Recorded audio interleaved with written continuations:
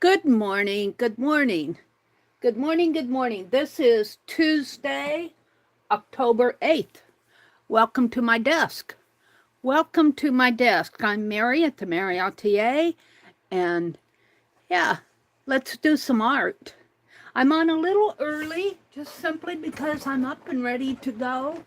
Let me get over here to my notepad and set things up here so I can see folks when they come in. I hope that you are all doing well.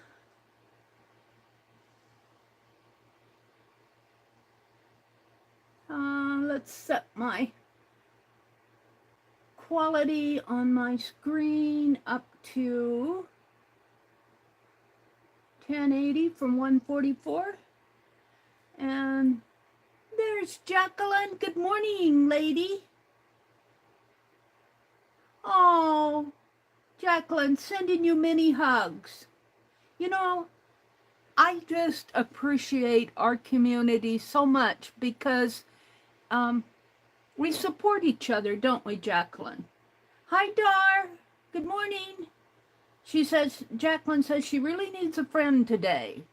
So, Jacqueline, I want you to put your website up there and put the Meri 10 code up there, and we'll just pin it and it'll be here for the duration. Hi, Angie Brown, Dar, Jacqueline. Yeah, friendship within us are just so important.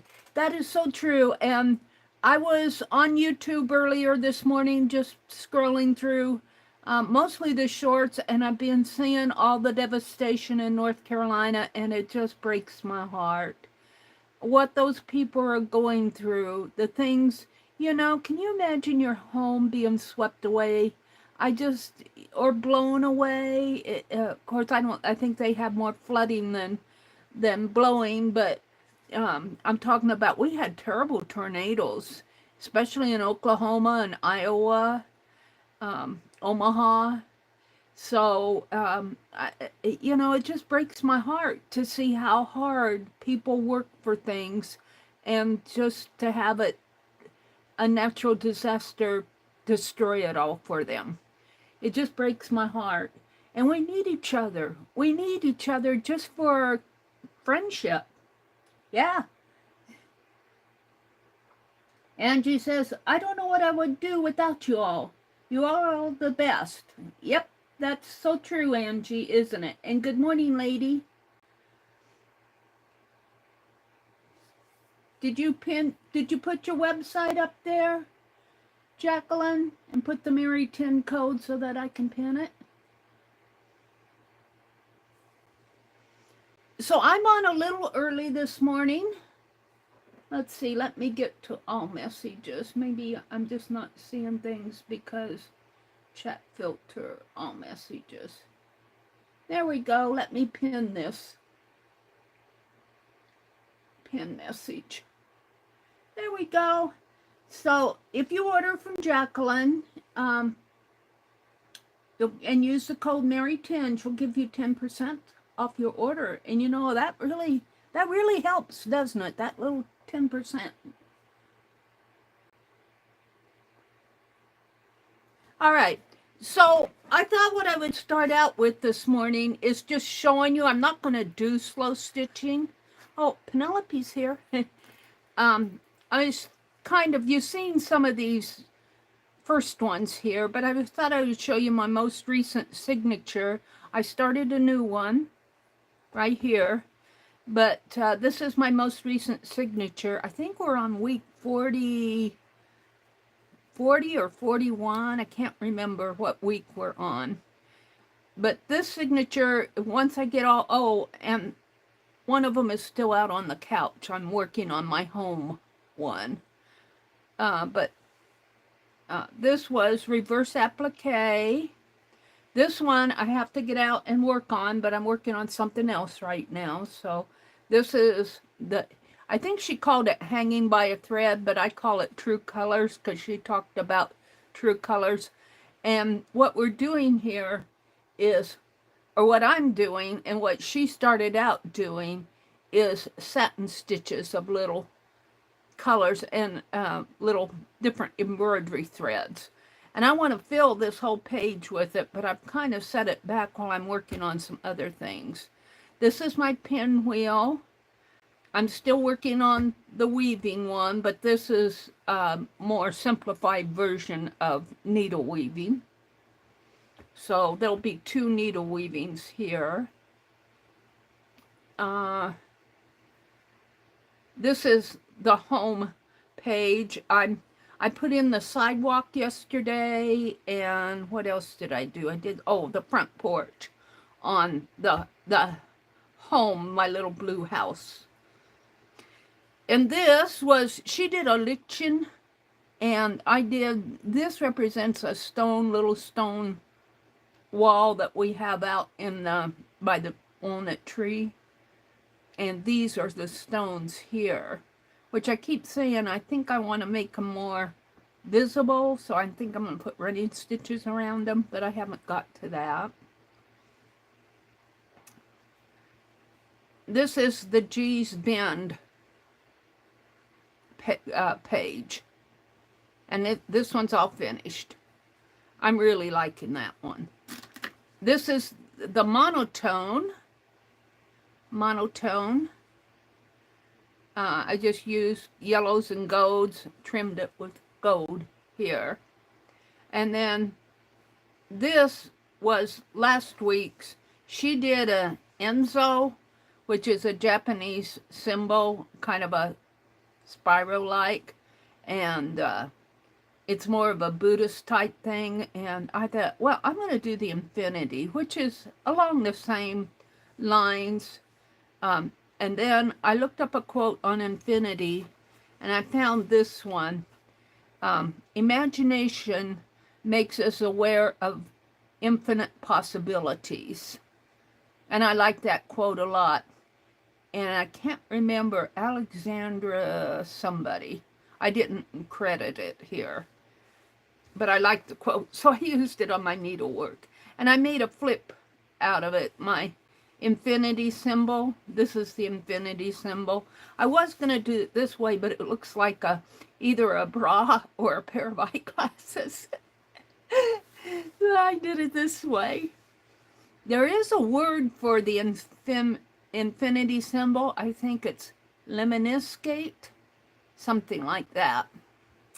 And then I just did running stitches and then I tacked. I did a flip page. I tacked these 2 together. This one is a Wonky Wednesday, and she's doing a elephant rice bag on her Wonky Wednesday, and I did not get involved in that because I have so much other that I'm involved in. But this is the most recent one that I did, and it was triangle patches.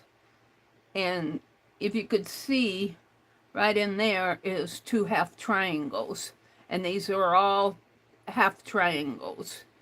And I did pretty good on it until a couple spots, and I've hid my mistakes. And oh, that's a pin there. No, is that a thread? Or that's a thread. I hid some of they match up pretty good. Even down here they matched up, but this one was a mess. No, it was this one that was the mess. I turned it upside down. This was up there. It was a mess. And I tried embroidering a kind of like a star shape in there, and I didn't like it, so I tore it all out. And I put a button over it. And since I put a button there, I had to find buttons to put here. These are not bad in here, but the buttons are there not to hide mistakes as I'm hiding here, but just to match the other buttons. And then I put a red button in the center. But I did a pretty good job with matching most of them up. So that was fun to do. This week's, that's the end of that. That's all on show and tell that I have for now.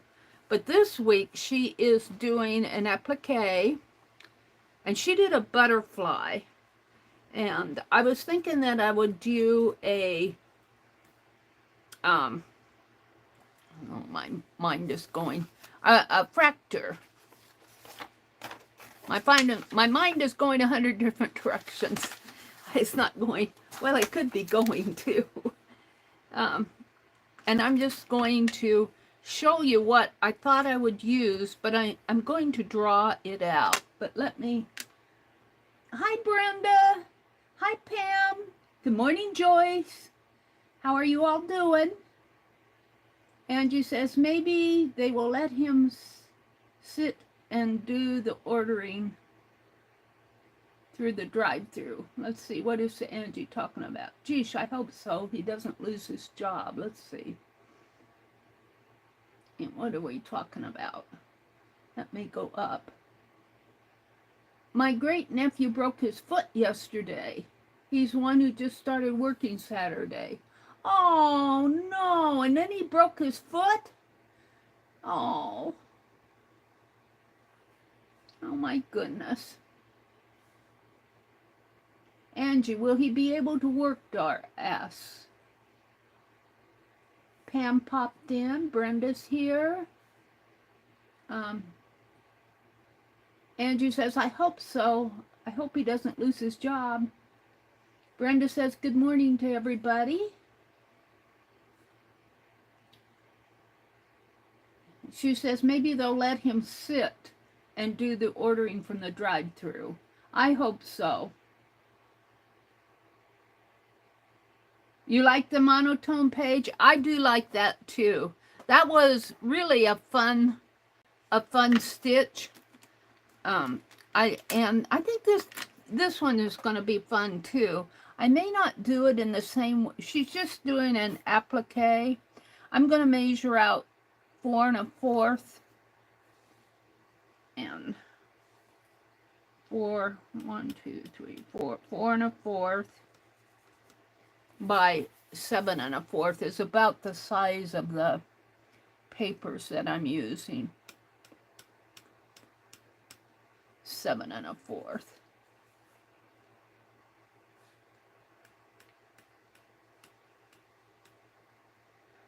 And I'll show you what I'm thinking for my applique here in a second. Let me draw the boundaries of this page. She did a butterfly, and it's really pretty, and then she did the slow stitching on it. K3N. I'm talking, when I say she, I mean K3N. Catherine Chambers at K3N Cloth Tales. Something like, whoops, like that. Okay. I guess I'll draw it like this. And let me show you what I'm thinking for mine. I just drew 7, is it? I think it's here. 4 1/4. Yeah. It's this side, not this side. Let me get out. I downloaded a Fracture image. Fracture is a German folk art. Come on. And let me go to my gallery. And I'm thinking this. Now, I probably won't put in all the... I'm looking at the horses, and I'm trying to decide, do I just want to do one? Or do I want to do... I'd love to do both of them, but I think that's almost too much for me to handle. So, I guess I will draw it in pencil first. So, I'm going to do the horse. I will probably embroidery on, I guess it's a unicorn, because it's got a horn in the center of his head here. But I might do this flower down in here too. Down here. I might do that. And this is kind of what I'm thinking. I love this, how these two horses, when they put their hoofs together, they make this shape in here. and then it kind of forms a center point in there. I really do like this. This mirrors this, but I don't think I can get both on there to my satisfaction, so I'm only going to do one. And then I'm going to dress the horse up, like I'll put a blanket on him or a saddle. And, you know, I could do fancy stitching around his legs here. I saw a cat.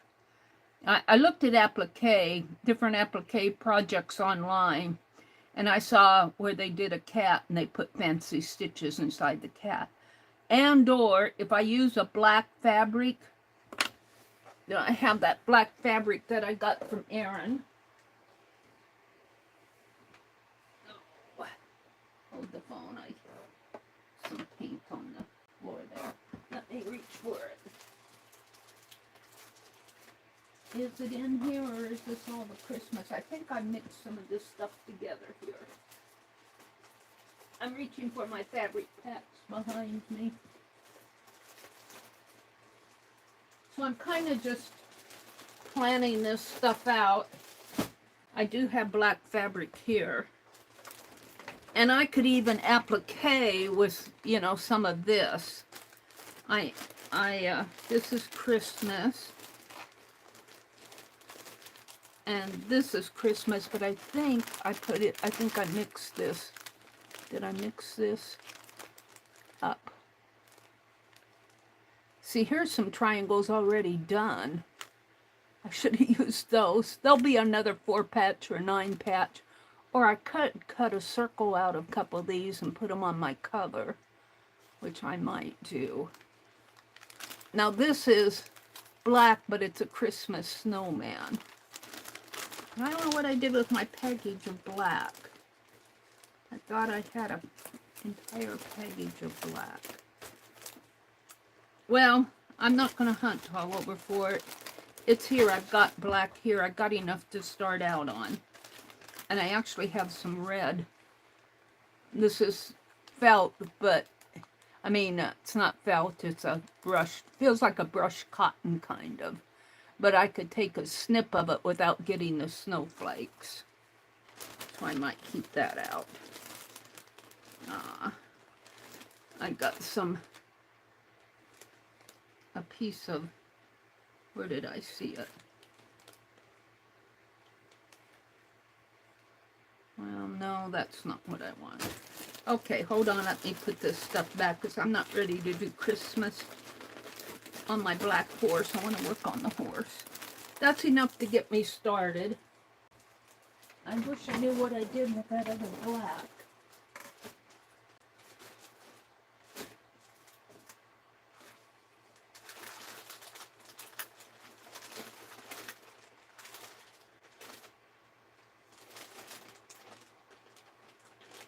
I'm looking. I'm in my world here. Now, I'm not going to pull all that out. I got enough to do my black horse. And I might even put it on the, well, I don't think I'll do that either. I might put it on something like this for the background. And that may kind of take care of some of the things going on in here. We'll decide later. Put it up here for now. So that's kind of where I'm going with that. Hi, Kimberly. Good morning. Hi, Goldie. Goldie Steph. Hi, Legia. Good morning. Good morning, ladies. Oh, it's good to see you all. Let me refresh chat here. I always have to refresh because this tablet does not always scroll and I don't catch everything. Legia says, hi, Stephanie. Kimberly says, good morning, Jacqueline.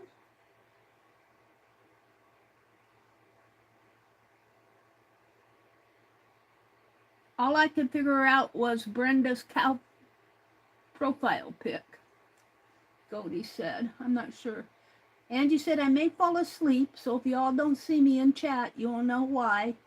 But I'm not going anywhere. Angie takes a lot of Angie naps.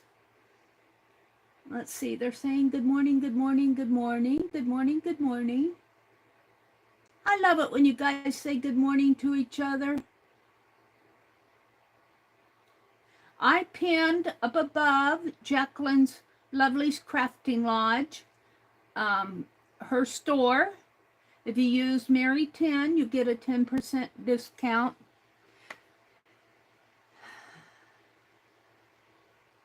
Y'all check her out. Let's see. Me too, Angie, that would be sad. Let's see. Angie's nephew broke his foot. Okay, I think I'm caught up with you guys. Legia says she's going to lurk. She's getting ready for work. She's listening and watching. Have a good day at work, Goldie says. I thought I saw, did Jersey come in? Did I miss saying hi to Jersey? There's Jersey. Good morning, Jersey. Laura Jersey. Okay, so I'm just going to do this one horse, and I'm going to try to draw him out. Maybe I'll just draw him with ink so you guys can see him. I might make mistakes.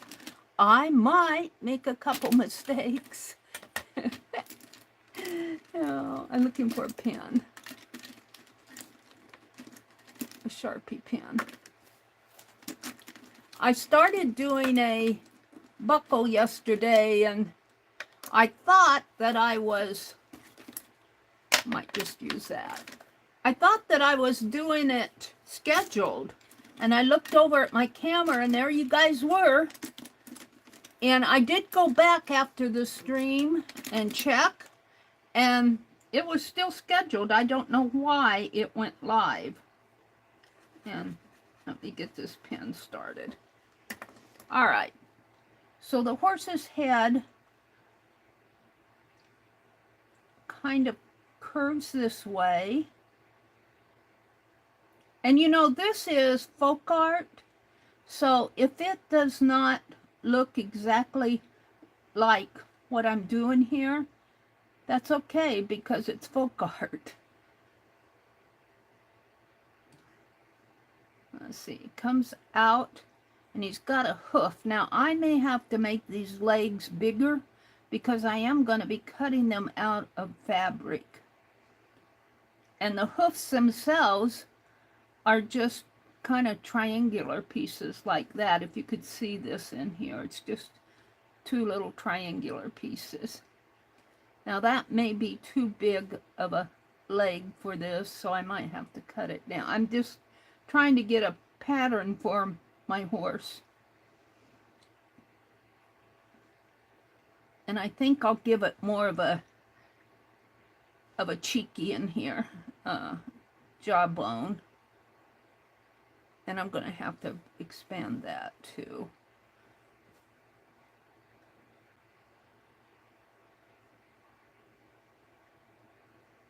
And my horse may look a little bit different than theirs. Now, as far as applique goes, I'll probably do the entire horse body, and then they have a strip going here of red fabric, but I'm going to add a saddle. Now let's see, it comes down like that.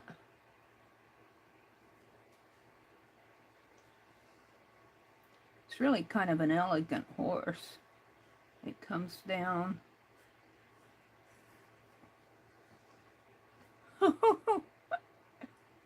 Poor horse.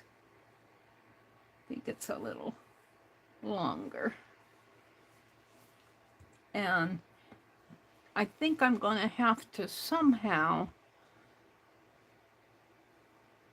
shorten this just to get it to fit on the page. Or make it smaller. I don't really want it too small.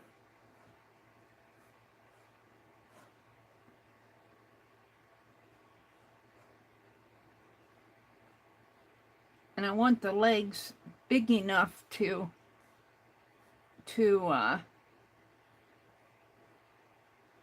be cut out of fabric.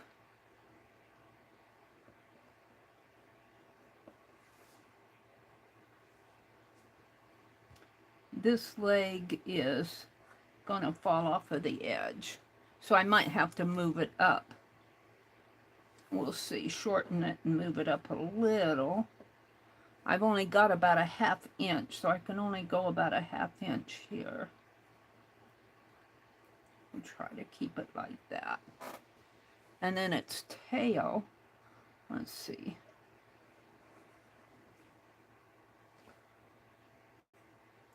This area in here is weird, but it's kind of weird anyway. Its tail comes up, and I'm going to make it curve more like into its back. And let's give it a...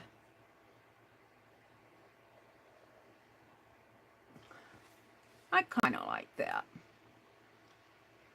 So I'm going to draw another 4x7, cut this one out, and kind of move it up. Let me draw it in a Sharpie.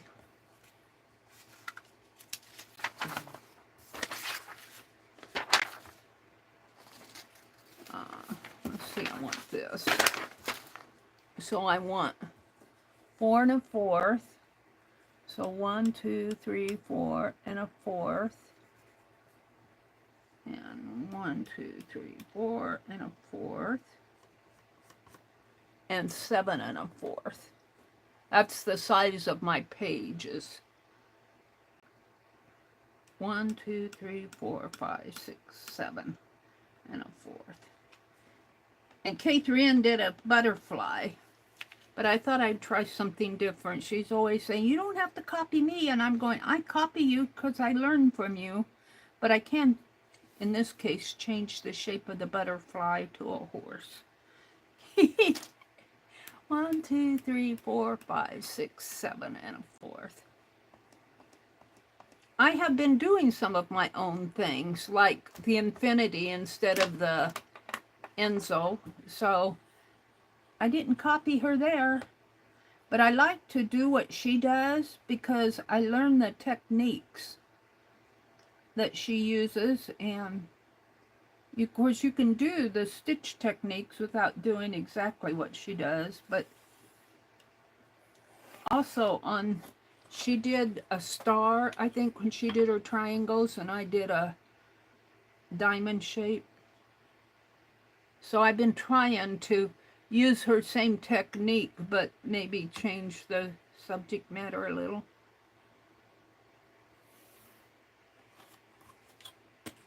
All right. So I think it's in here where I'm going to cut this out. Well, I'm going to draw it darker, and then I'm going to cut it out. I didn't put his hoof on here.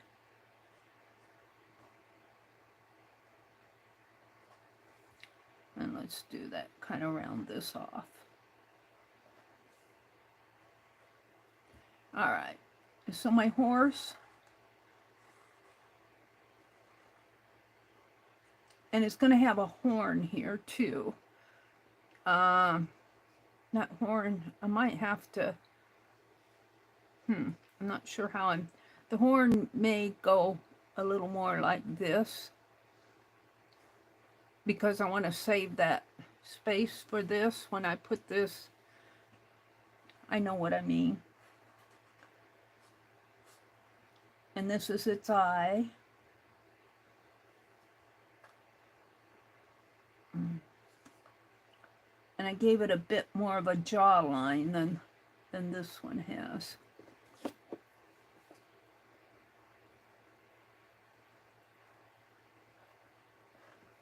There.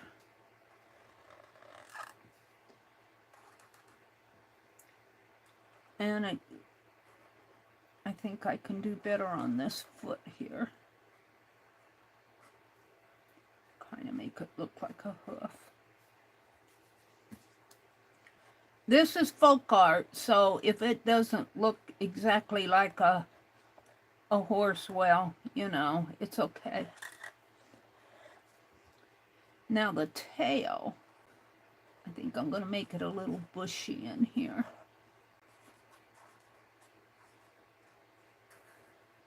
Sort of like that. Their horse's tail is very skinny, but and I could kind of, yeah, I think I like that.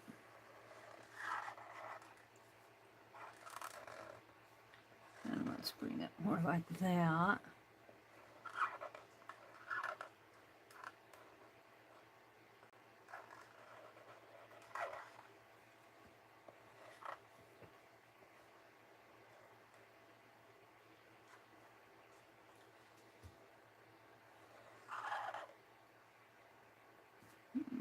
See, and their legs are just kind of just curves there. Alrighty, let's cut that one out. I don't know if that looks like a horse or not, but it's an animal. Let's cut it out and see if I can fit it in this other piece.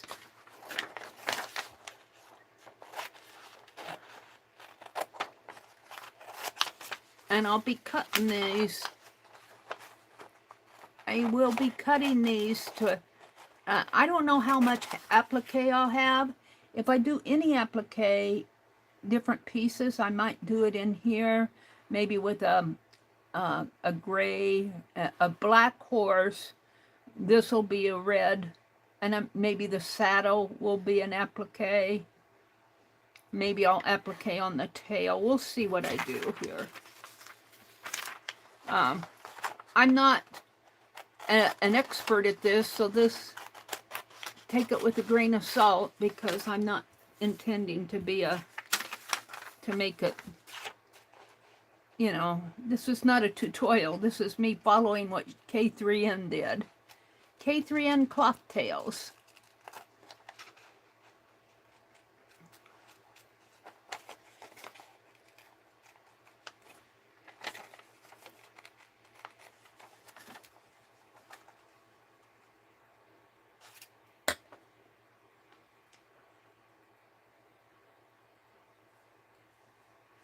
Angie says, Goldie, his foot. We're talking about Angie's nephew. He broke his foot. His foot is so swollen that he has to miss school today. How did he do it? And Laura says, oh, Angie, I'm so sorry that happened to him. I hope that he's able to do the drive-through. Poor guy. Angie says, Kimberly, he was playing basketball with some friends, is all I know, and they got together after school and played. They get together after school and play if they don't have basketball practice. So he heard it at basketball practice.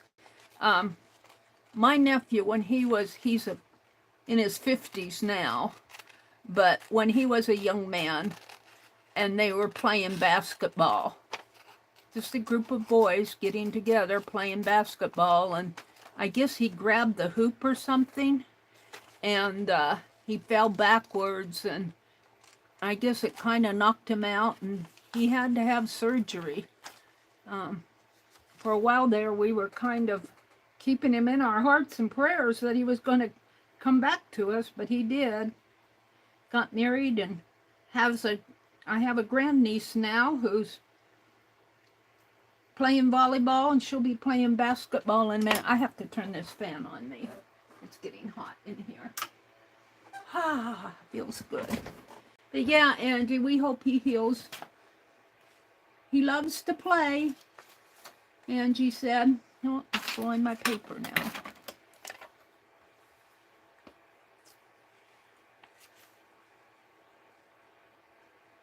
Laura says, you'd be surprised, Angie. They heal so fast, these kids.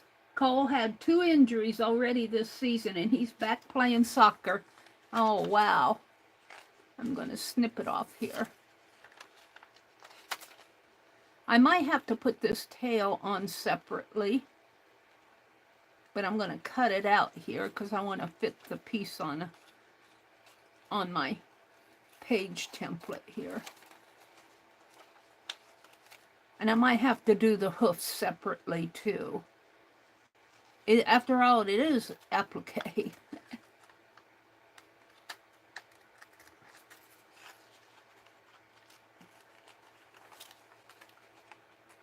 And I'll probably do a couple patterns like this. I may not cut out all the patterns, but I want one pattern, just like I do for my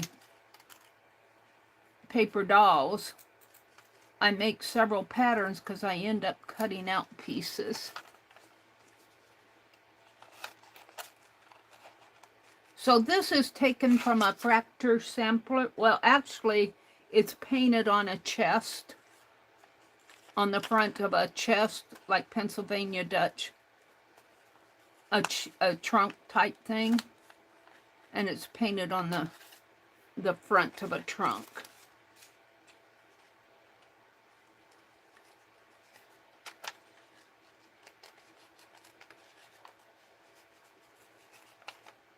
And I'll fool with his shape of his hoofs later.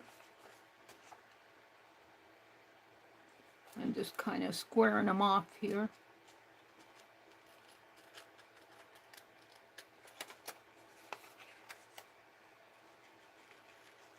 Now I could take scraps, and we'll see.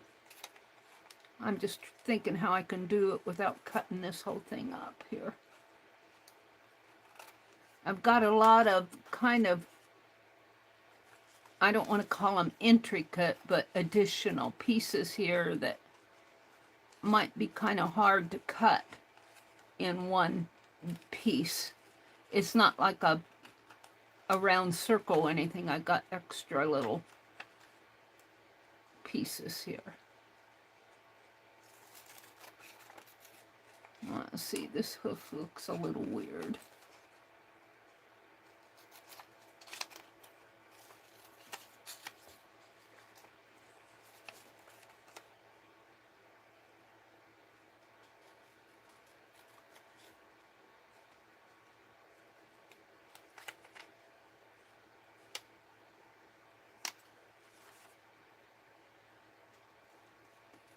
So this was the chest that I was looking at.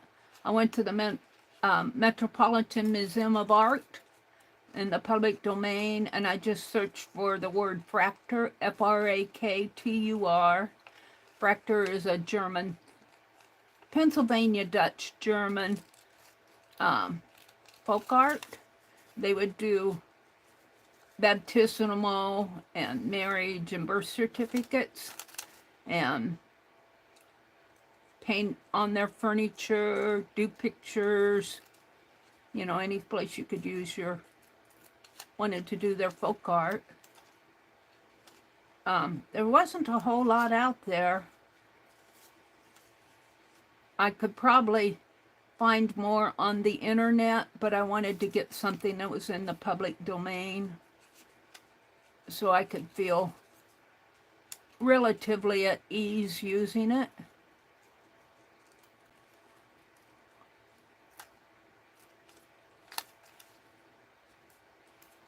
See, I might put the legs here and the tail on, and the unicorn horn on separately.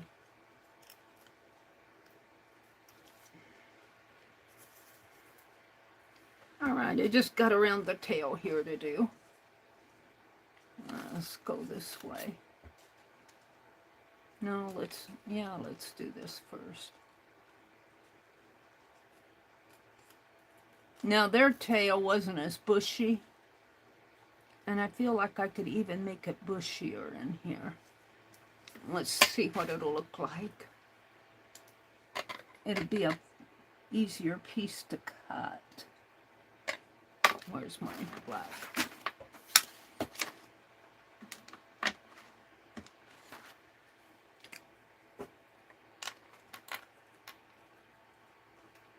I've already cut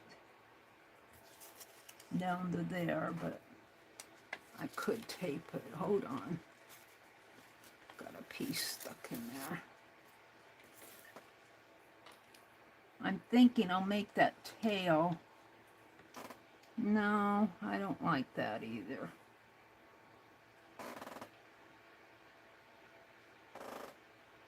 We'll see. What did I do with the cap?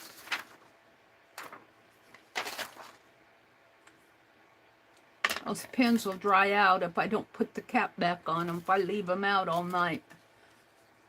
I wake up the next morning and they're dry.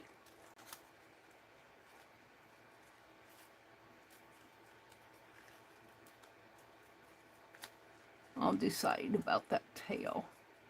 We'll come down to here. And I was cutting this one.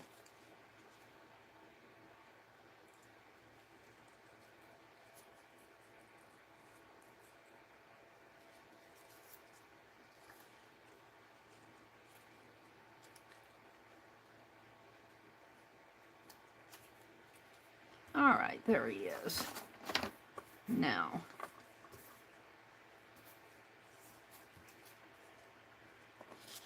I could, what I was saying is I could take pieces and like draw the saddle. Now I think I'll do that out of a bigger piece of paper. Let's get rid of these. They're in my way.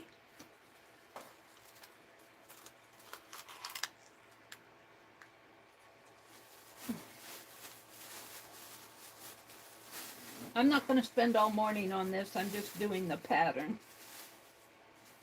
Come on. Trashy trash.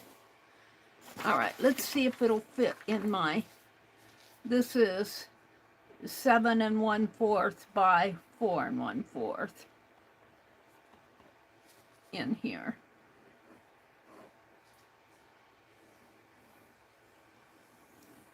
On this side.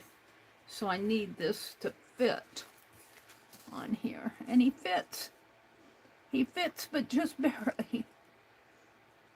But if I use this fabric, where did I put it? If I use this fabric in the background,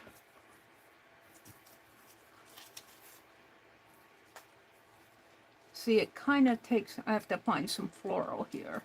It kind of, I have to find a good piece to, a good shape. This came off of a piece that I put in that, my journal that I just did. Now I could face him this way. I kind of like it like that because you get the floral there and you get the floral here. I like it like that.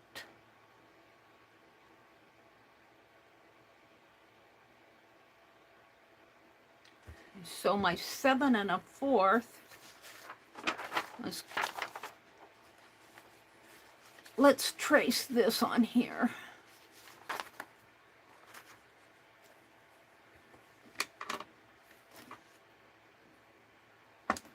I'm going to trace this a couple times.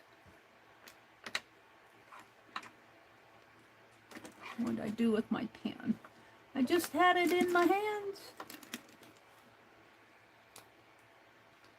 And let's take a bit of painter's tape and tape him down.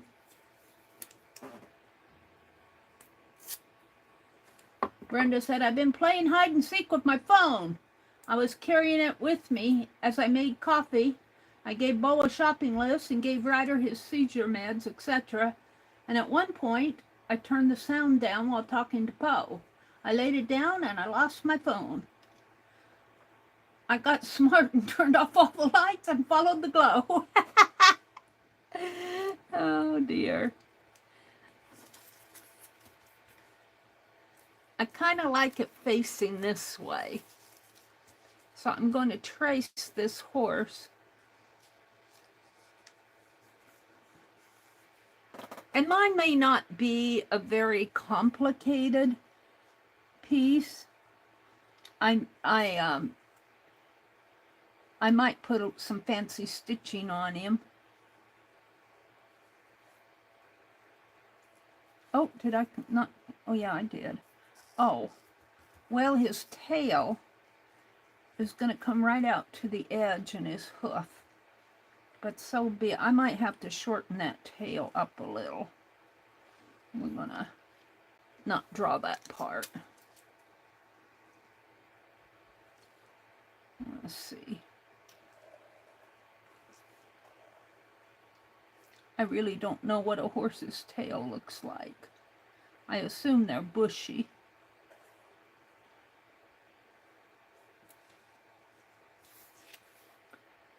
And we'll draw the hoof here. And I'm kind of simplifying all those little triangles that were in there because it'll be easier to cut with fabric if it's more of a square shape than two triangular shapes. More like that. I don't know, that may be even too much.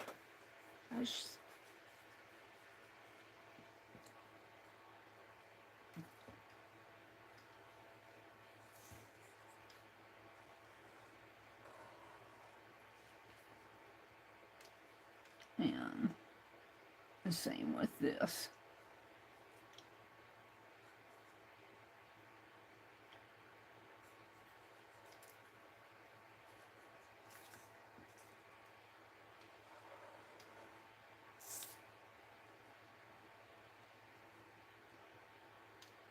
And I might make this a little bit shorter in here, just to fit it on the page. Did I draw that, or is that shadow? I drew his neck.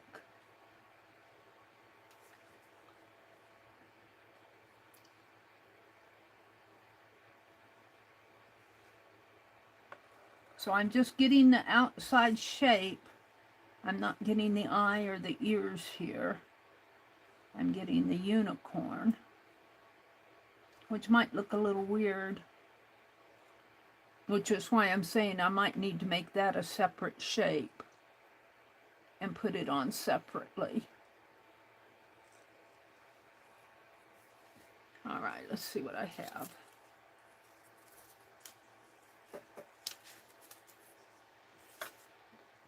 Not too bad. Maybe I could bring it more like that. And then move this. When I move it, I'll leave enough room in here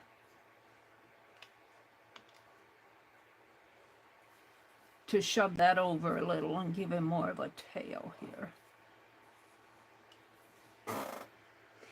He's got a big tail for such a little butt.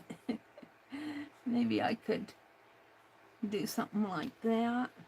Maybe his tail is too bushy.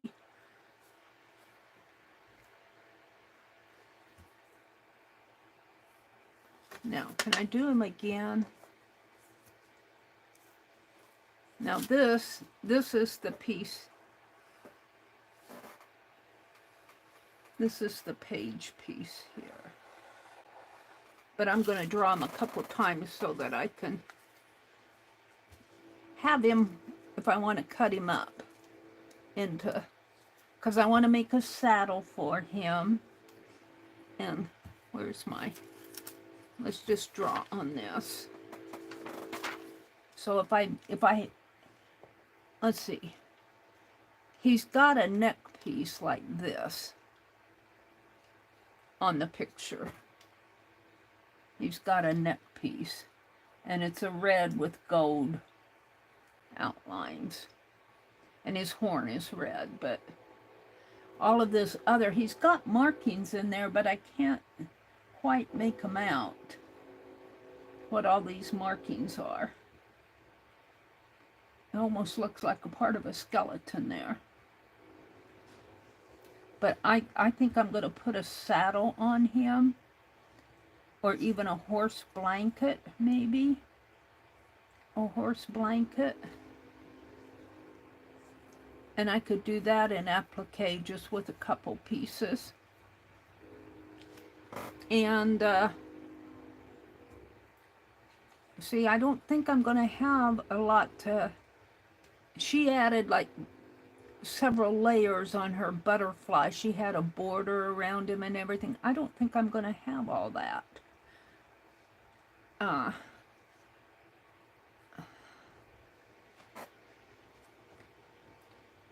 I'm not going to sweat it. I might do more fancy stitching. Let me get out here and on the internet and just do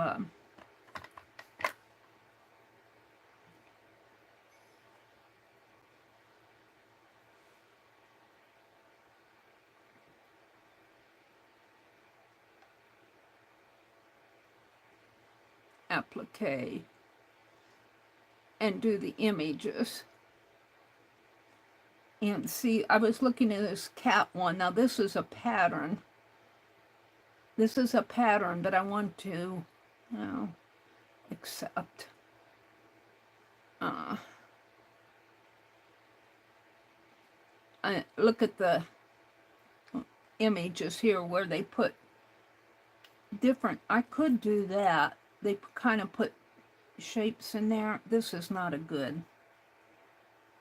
get out something else. Here they stitched around.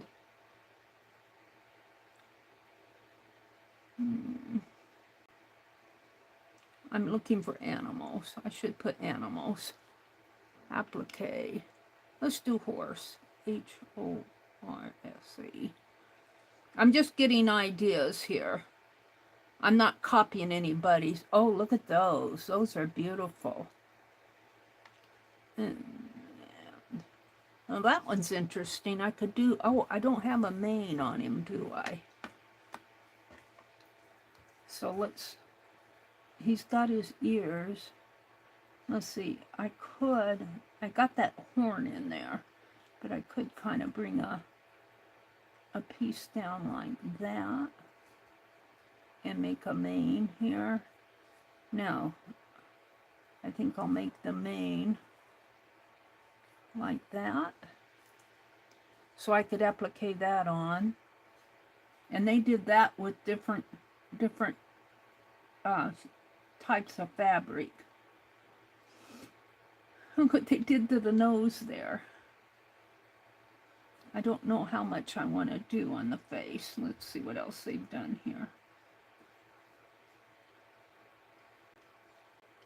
Here they've just stitched around the body. I kind of like that, doing a stitch. Now it might be kind of hard to do it on the legs, but just a kind of a running stitch around the body.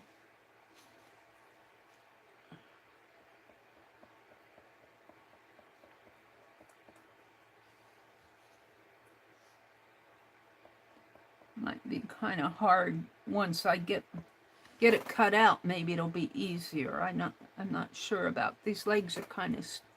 And look at the tail. Well, I can't see because it's...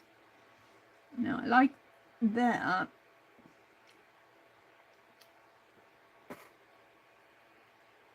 You have landline phone, but it doesn't have long distance on it. It considers cell phones long distance. When it had long distance, I was double charged for all the calls to cell phones. Wow. Wow. Because on conflict between the phone companies, our services through AT&T and Verizon. If Bo didn't have to have it for work, I would cancel it. Hi, Vale. Welcome in, Vale. I'm working out an applique for this week's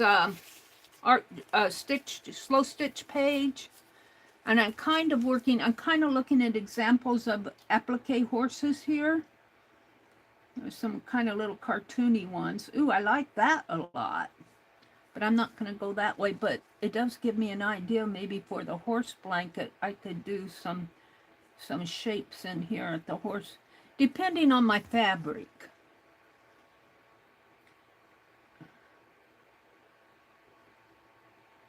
Got a flower on them, polka dot.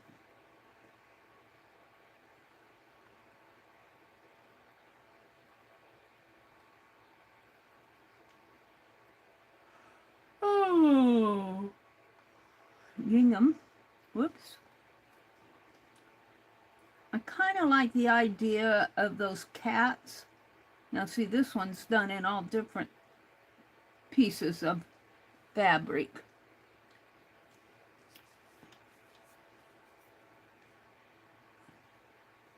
I'm trying to figure out how in the world this horse's legs would go, whether this would come this way or that one would come that way. And I might have to play with the tail a little bit more here. I can't make it too bushy. I don't really care for the tail here. I like it better like this. Oops. I like this one better. Let's put that in there. I like it skinnier in here. I've got a piece of tape on the back, that's why I like this skinnier. But maybe I'll leave this bushy part here. So just make it like that.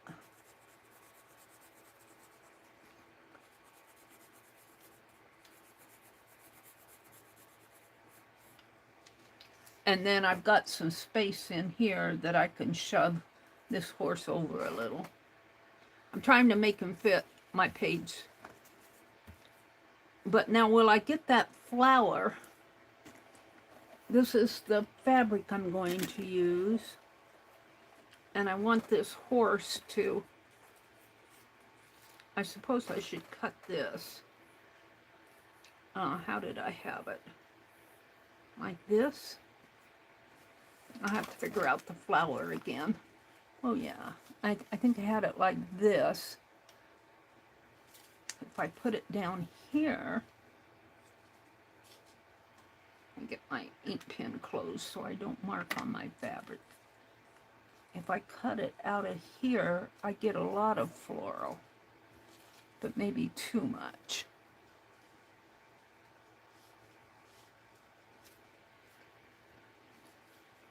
See, that would have to end right in there, because this just barely fits 4 1/4.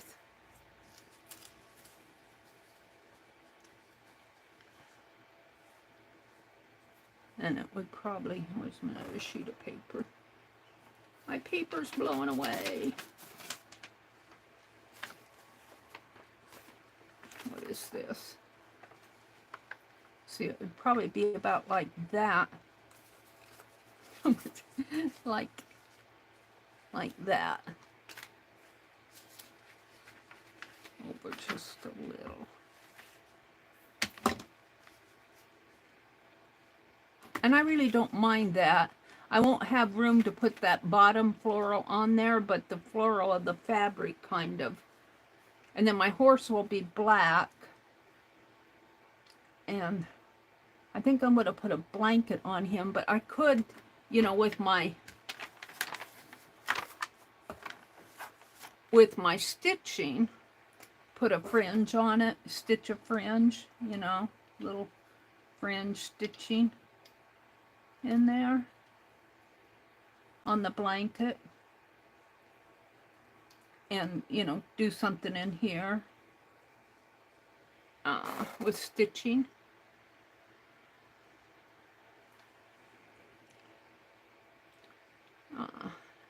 I think if I do any more applique, I'll do something in here, because there's space in there.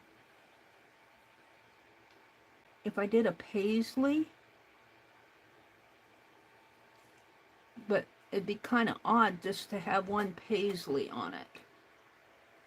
Let me go back and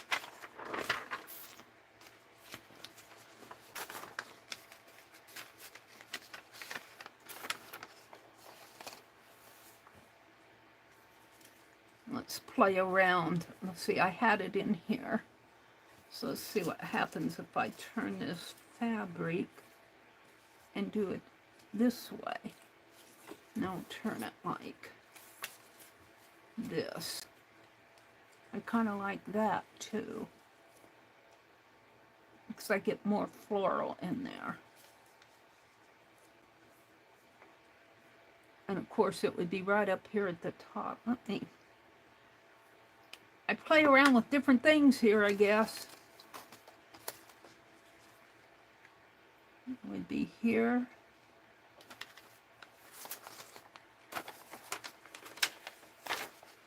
Here. Here. And right up at the top. But I kind of like all that floral in there. And remember, the horse is going to be black. So my page would look something like that. I kind of like that. I like that better than the other one. So if I tear this, I'm going to tear it so that it has a bigger border. Maybe tear it out this way a little. Well, let's tear it right in here. On that, we'll leave that and we'll leave this. And then on this, we'll tear it in here. Boy, I could take that. I could take that and put it here. I would like that flower on him. Or do I have another one of those? Of course not. So if I tear it, what would happen if I move this over a little? No, I don't like it over.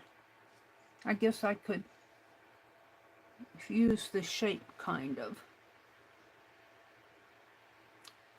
Draw a flower, something like that, right in there. And maybe put a smaller, stitch a smaller flower or something up there. So my only applique pieces will be here, here, maybe the mane, and the neck in here. And I could do something on the hoofs, make them a different color, just a little piece of, we'll see. The legs could even be a different color.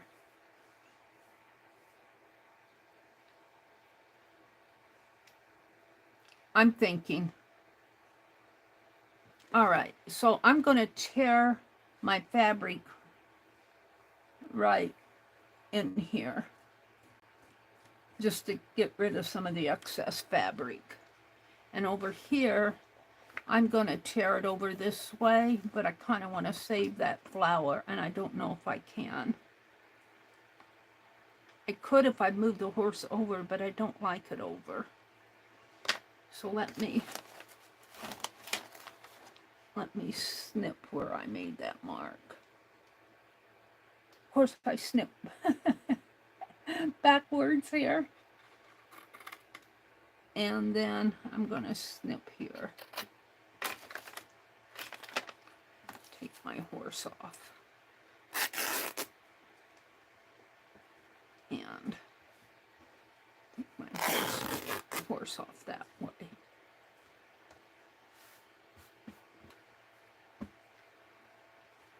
So now what I want, let's take a piece of fabric for the back. That will be 7 and a, I'm reaching for it here. I have things falling. We're going to make a backing piece out of this. And it's going to be 7 1/4 by 4 1/4. Well, it could be a little larger, but no, I'm going to make it the exact size. Where's my...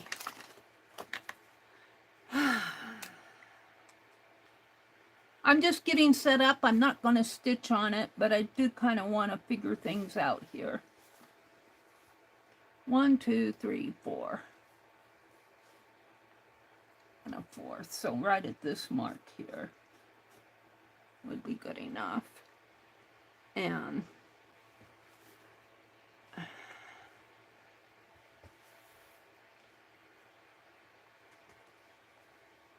have to press out my fabric maybe.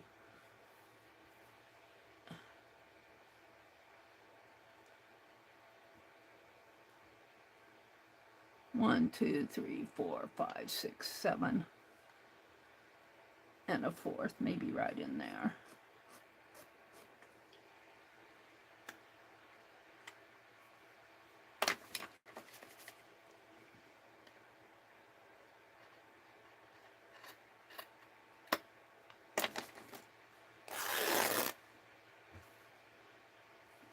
And I'm on this line.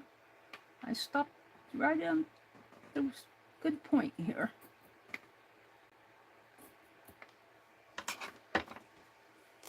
So my page will be this size in the end.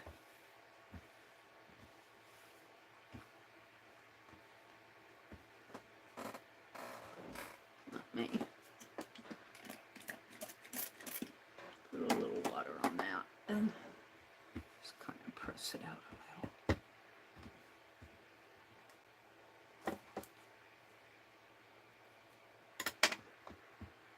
So this, that's not it. Where is it? Hold on, it's here in my lap. This will be turned upside down. I guess I should press that whole thing out with, get my little iron out, but I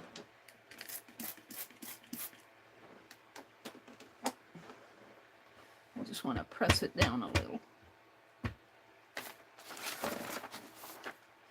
Water on my desk.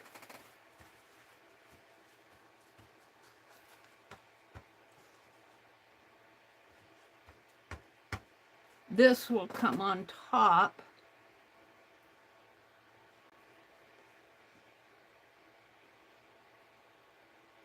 Now, if I left it like that, I could probably save this, but where is my horse pattern here?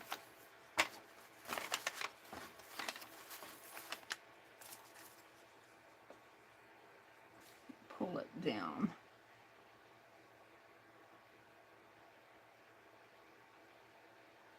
It ends right in here. Let me put my paper there. I'm thinking I can save that.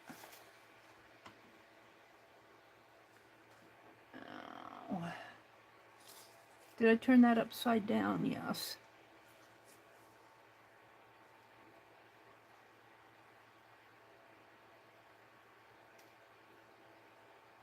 Put that there. My fabric ends on the fourth here. The fourth mark. It's not even.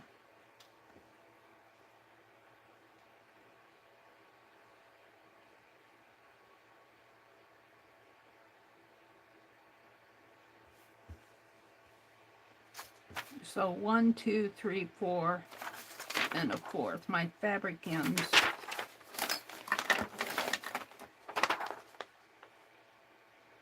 One, two, three. My fabric ends right there. And if I put my horse, let's see, it starts right in here. If I put my horse right here,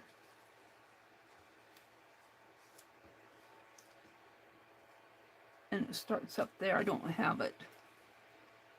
I'm thinking I'm liking it like that.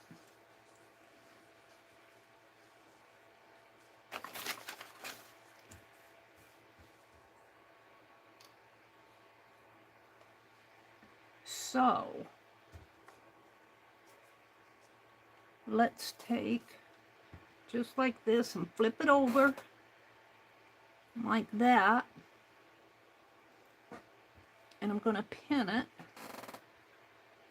And see, I can save my flower down here that I want to applique on. And I'll do like what she does, is kind of a rough applique. Do I? Thought I had my pins out here. I might have taken them back in the other room.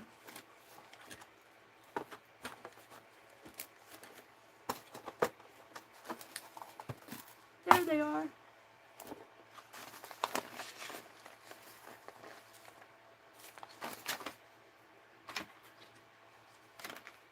This is me planning out my page.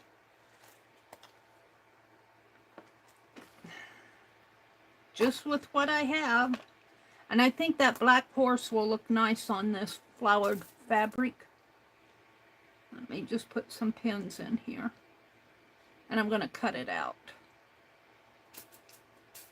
I won't stitch it. I'll just cut it.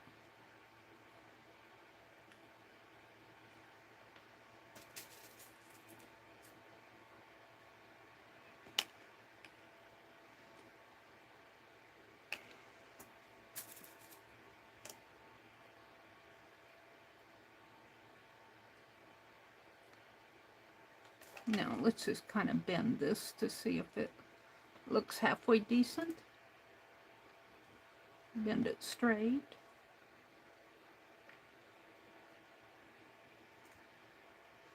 And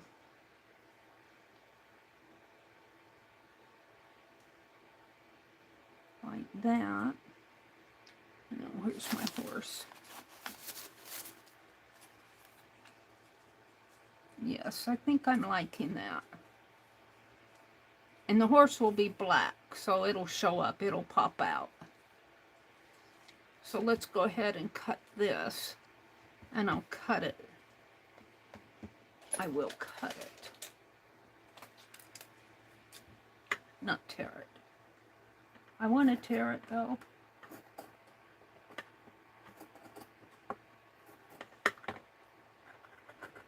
It's easier for me to tear this, but this bottom fabric's kind of wet.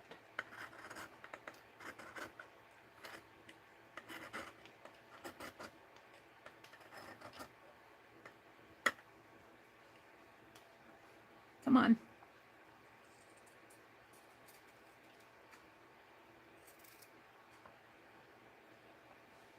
I always mess up at the end. I never can quite get that.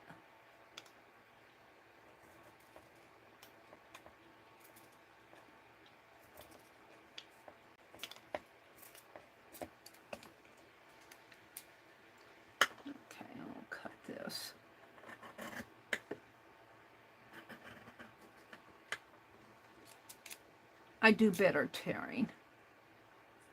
I do better tearing. Since this is just for a slow stitch journal, it doesn't matter if it's rough.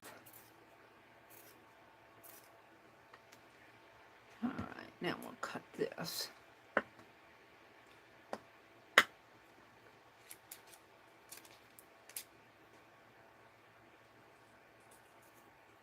Cut it in the air, Mary.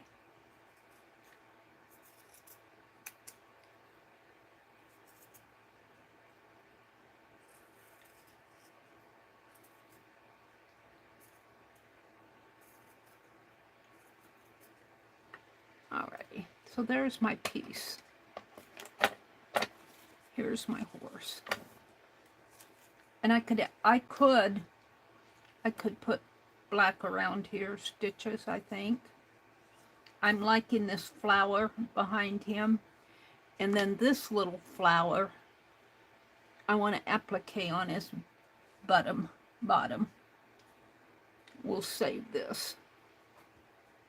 And these, that can go there, that can go there. I'm going to save this. I think I'll go with this. I just drew it out there for, I could draw more than once, but we'll see. I kind of have an idea, like I could take, I don't really need to cut that shape out. I can just piece fabric in there. And the same with that, and my flower, I think, is all the applique. Because I'm not a experienced quilter or appliquer or anything like that, I'm not going to worry about doing a whole lot. Let's put my scissors back. I try to only use those scissors for fabric. These things can get out of my way. What I did with those scraps. Guess that's that one. I put the other one up over here. I got my flower over there. I'll put this. And I've got all sorts of scrappies over here that need to be put in the bin someplace. The bin or the basket. Hold on, let me.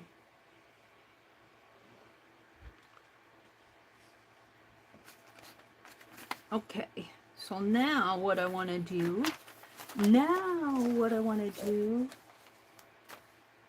is take that horse and cut out my horse shape. And this is cotton, this is a cotton, it's a cotton blouse. Find a good place for it, maybe in here.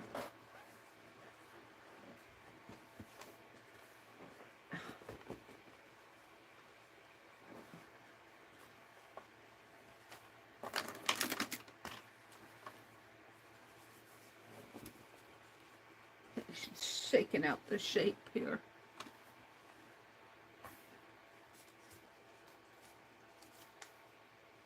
I don't need this anymore for right now. Get that out of my way. We're going to cut the horse out here. Okay. Silver hair on it and white threads. And we'll just cut him out. And I think I'll use a, let's see, I'm gonna put him this way and turn him over, I think. And let's see if this paint marker will soak through this fabric if I draw. No. So I'm going to draw him on here with this. And I turned him around. I want him to face that way, but this is going to be the wrong side. So when I turn him over, he'll face this way. I'm just going to tape him down here.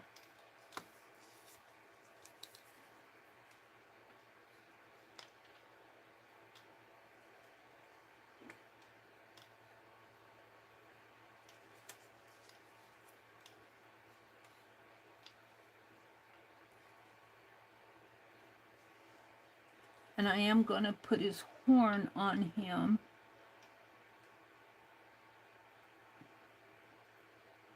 And I'll have to kind of fit in the ears there. I might have to cut that horn shape off. We will see.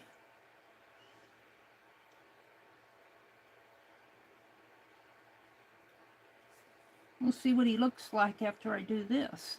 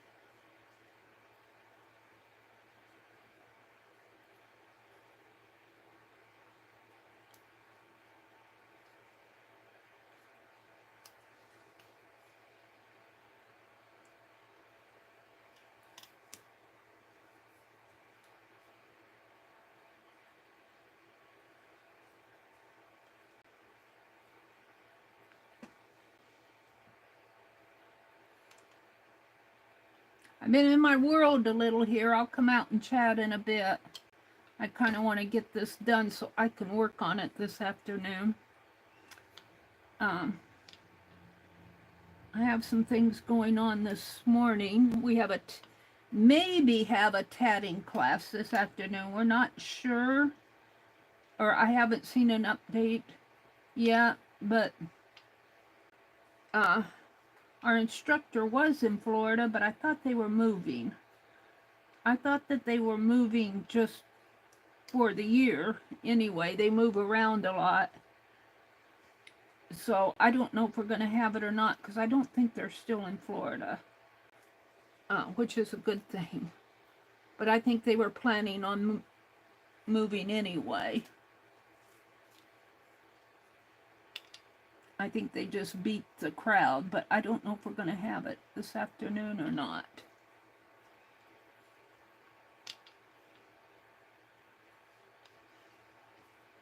And this is Tuesday. My brother went to town yesterday, but I stayed home. I said I want to go to Wednesday. We're not going to have tatting class because Katia's getting ready she's going to have family over for their Thanksgiving. I'm not sure I don't think Thanksgiving is on Wednesday, but I think that she is hosting family, so she's not going to teach. Now, did I get all of that? Yeah. I like the curvature of his body a little bit more. No, I gotta maybe like that. All right, let's cut this out and see how it looks on my piece. And I'll flip it over on the back. And I'm not going to use my big scissors to cut. Let's see if these will cut it.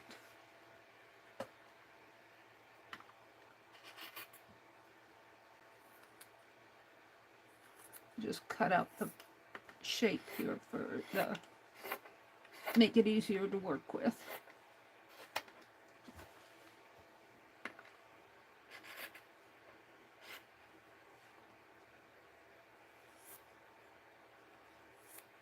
All right, now I can get rid of this piece. This was the back of a blouse. The sleeves, I bought it for me and I wore it. I wore it several times, but the sleeves were too short for my longer arms. I kind of like this fabric. That could go on there for the... I'm messing him up. Come on, little horsey. That could go on there for the piece going, the red piece going there. Could also go on for the horse blanket.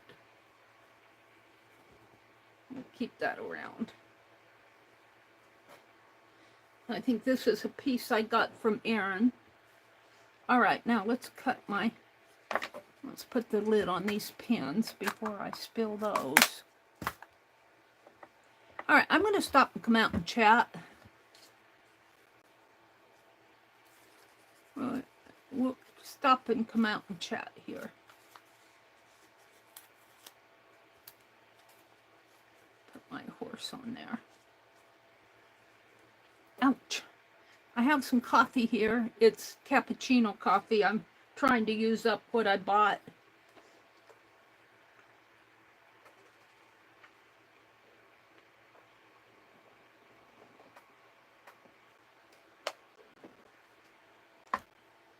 I didn't eat much of a breakfast this morning. Let me refresh my chat. Chat filter, top messages, chat filter, all messages. Pretty background. Thank you.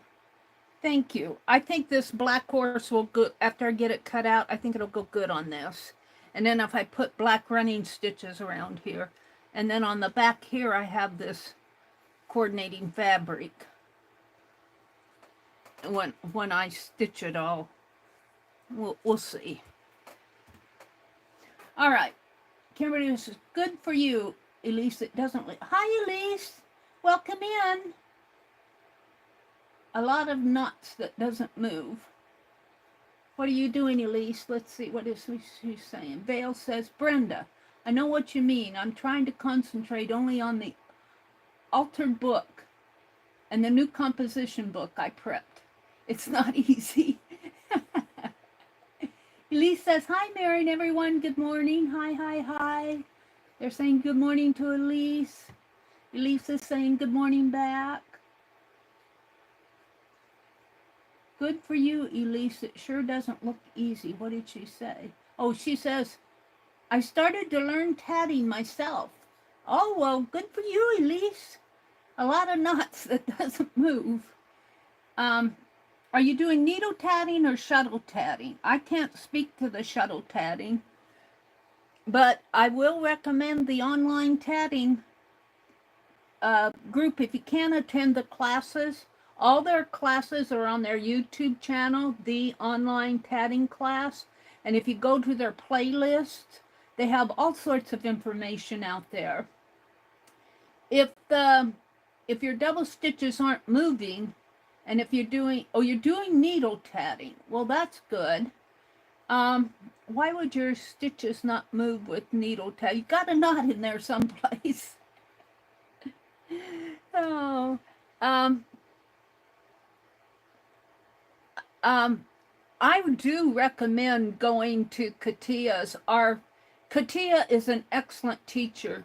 Go to the online tatting class and go to the very first class of this session. She's teaching the true ring first, which makes it kind of difficult to learn for beginners, but once you get the hang of it, you'll be glad you learned it. Let's put it that way. There are two ways to make a ring. The double stitches should be fairly easy. The only reason you're probably not getting those to move is you'll probably have you twisted your thread someplace in there and it caused a knot. Yeah, but go to the online tatting class and go to the playlist and look at the, let me just show you.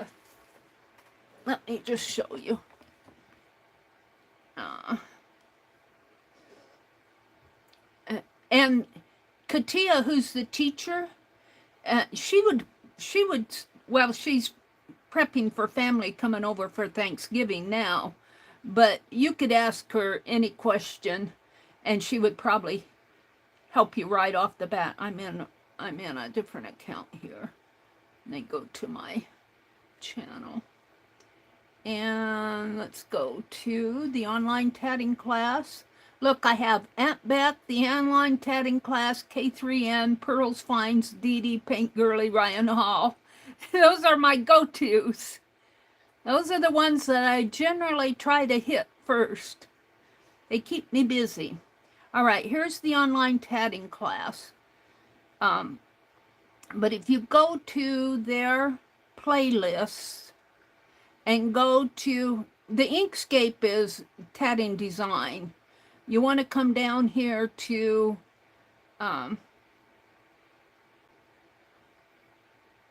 what happened to the needle tatting? Needle Tatting Live Classes 2024. And you can see we've had several already, but there's the meet and greet, tackling the true ring, but she starts out and her, let's go to that second one. I got out of it. Let's go to the intro here and just look at her. I want to see if she's put the links to the patterns or to her information in there. I'm not sure how this all ends because, let me see. Come on. Let me look at the more. No, well, yeah, more.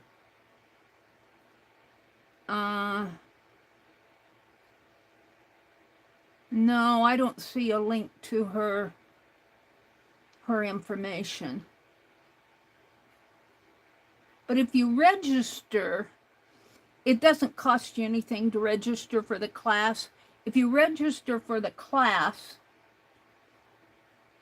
go to, this is their website.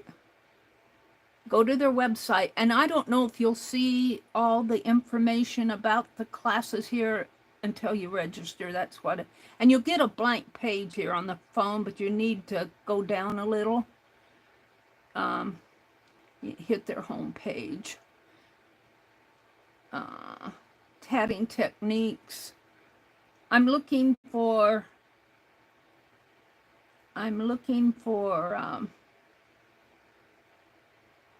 well, that's the beginner shuttle, left-handed. Oh, needle tat. I dropped it here. Tatting techniques. You got to scroll through some of this stuff.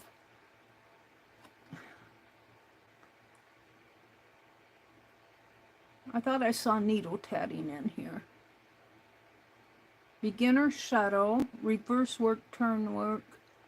I thought I saw the needle stuff here. Here, needle tatting information. Right in here, she gives you, and I'm hoping you can see it, she gives you really good, detailed information here. Let's go back here. Needle tatting. Needle tatting, tackling the true ring, part 1. And see, she's showing you how to hold your needle. She's showing you how to do the first stitches in there. Now this is working what they call off of the ball, where you cut your thread off of the ball and you start tatting. You have your needle threaded over here and you start tatting over here with the end thread over here. And after you make your double stitches and close the ring, and that's called a true ring. There's another technique where you have your ball of thread here. Penelope, you're a ball of thread. And you have your needle threaded over here and you start working over here. And then when you close your ring, you generally have to tie a knot in it to keep it from the true ring. You don't have to tie a knot. You can, but you don't have to. It won't pop open on you. But when you do this other method, it's called a self-closing mock ring. I'm probably giving you more information that you want to know here, but there's 2 ways to go about making a ring. One you do off of the ball of thread, and one you do on the ball of thread. But if you're getting knots in there, I would just say watch that your thread, when you're making your double stitch or when you're trying to close it, watch, because some of that thread, depending on what thread you're using, some of it can twist up on you if you have a long loop in there between your threaded needle and what you're working with, and it can twist. And when you pull it, I kind of try to hold my ring here and let that thread that I'm pulling kind of fall through these fingers here, so that if it starts to knot, I can catch it before it gets to the bottom of my ring. But threads tend to twist up, and you just kind of have to keep them, those threads. And I have a feeling that that's what's happening to you. I'm just chattering away. Let me tell you, I sympathize with you, because I'm trying to learn shuttle tatting. And I'll tell you, some days I can get what they call the flip. You have to kind of flip as you're closing or doing your double stitch, you have to kind of make sure that your thread that you made your little double stitch with, it kind of has to flip from this side to that side. They call it the flip. And some people just do it naturally. And I think it's the tension of my left hand. You know, I've got a shaky left hand anyway, but For some reason, sometimes I can get that thread to flip over like it's supposed to, and other times I can't.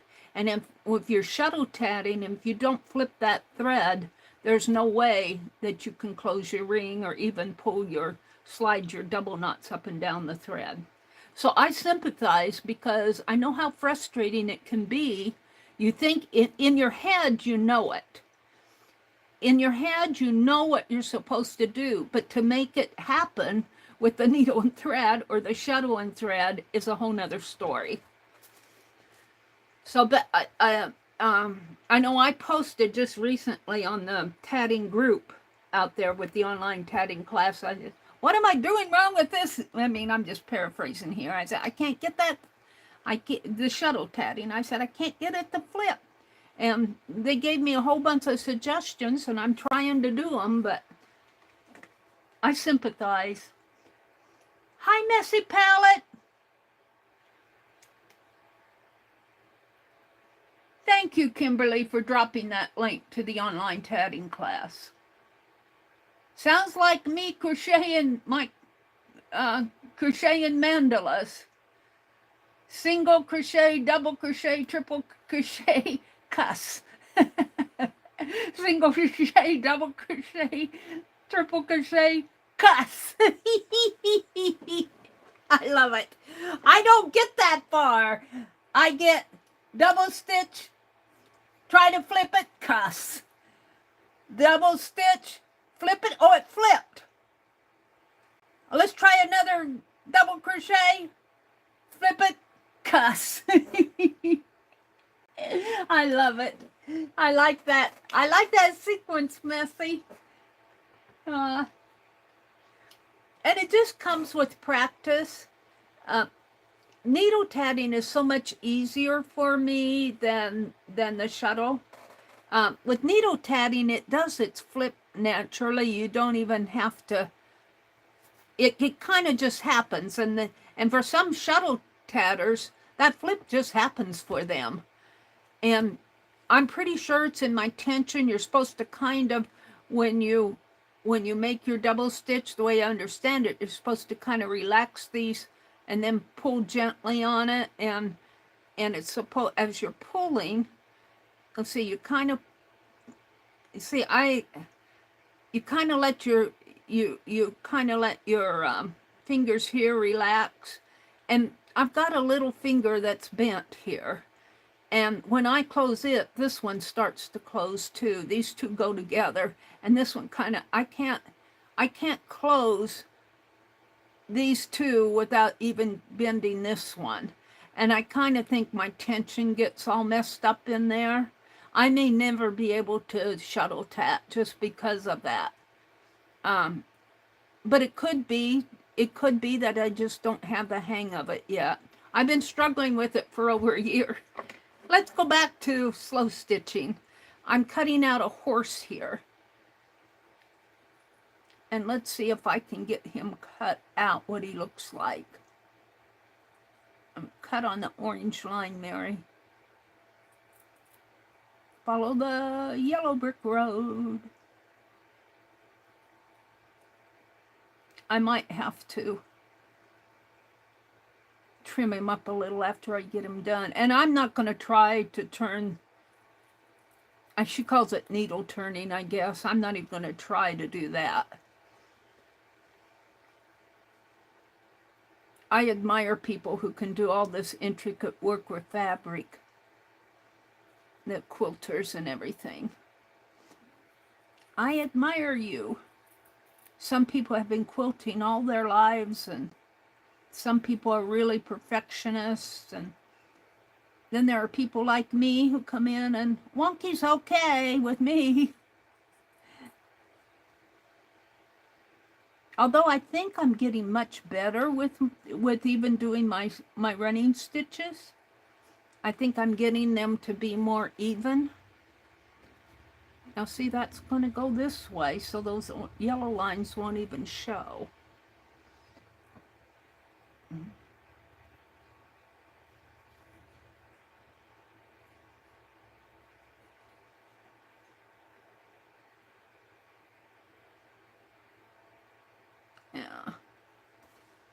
I need a white paper underneath of me here,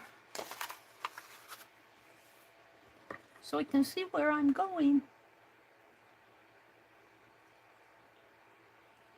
Yeah, I would say watch Katia's 2024 class, because she starts you out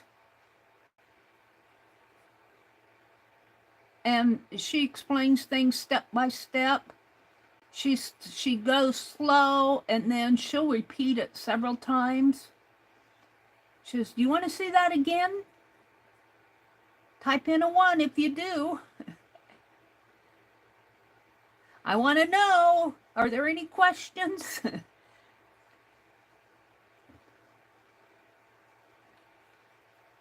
I still have things to learn.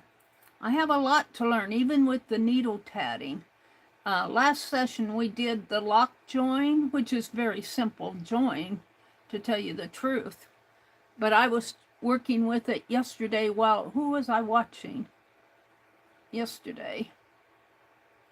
Who was I watching? I don't know. I was watching a video. I was watching somebody online, and I was trying to do that lock join. And boy, did I have a mess. And you'll have mistakes when you're just learning. Just keep your mistakes, put them in an oopsie file, an oopsie envelope or something, and you'll go back after you've learned how to do it. You'll go back and you'll go, "Oh, I conquered it." That's what I keep telling myself with the shuttle tatting. All right, hold on. Let's see. Let's go in here and cut this first.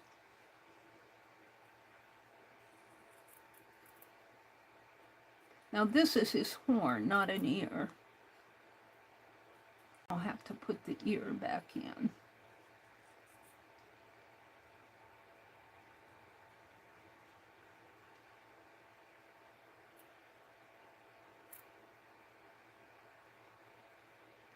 A little bit harder to cut fabric than paper. It's a little bit more wiggly. So the intricate areas here are a little harder to cut.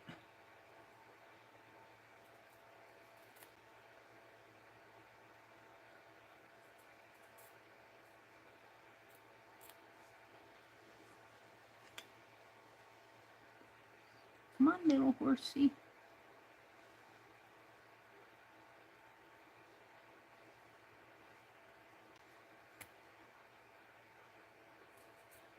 Give me your leg. You guys watch the, what is it, the girl with 2 dogs, and then there's another guy that does shorts. They groom their dogs, groom the dogs and the cats, and I like to watch those dog grooming videos.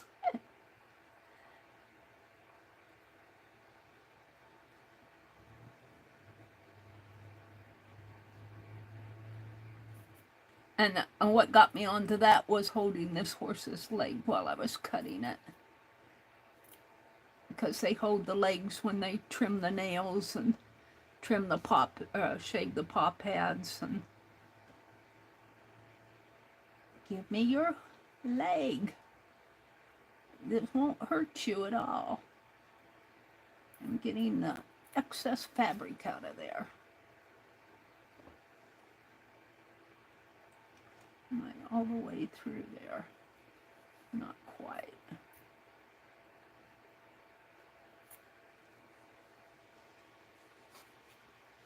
All right.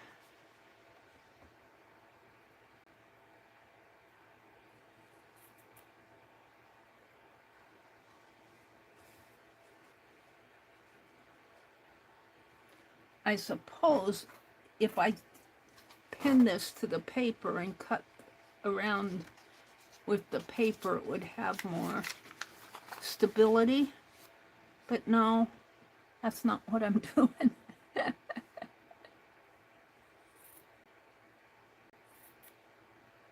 I should have probably put it on a piece of paper and cut it with the paper backing. You learn as you go. I'm going to finish it this way because I'm on the back now, and that's fairly easy. She said as she whacks away at it.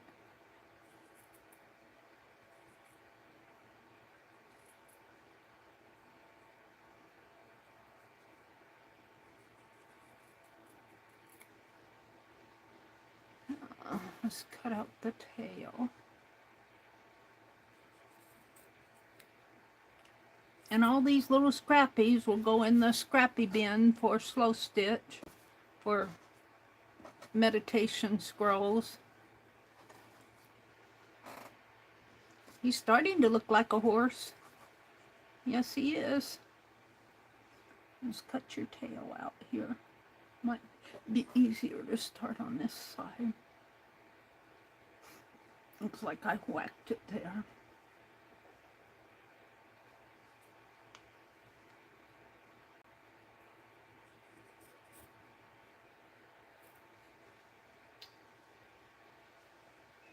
What I did here.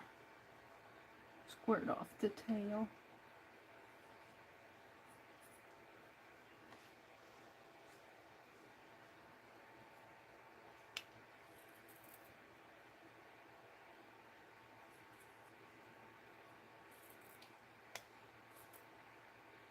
Oh, you guys are probably giving me all sorts of good advice here, and I'm not seeing it.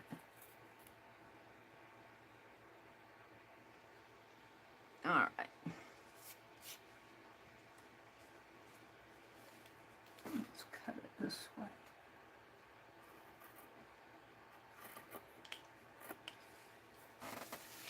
And turn it this way.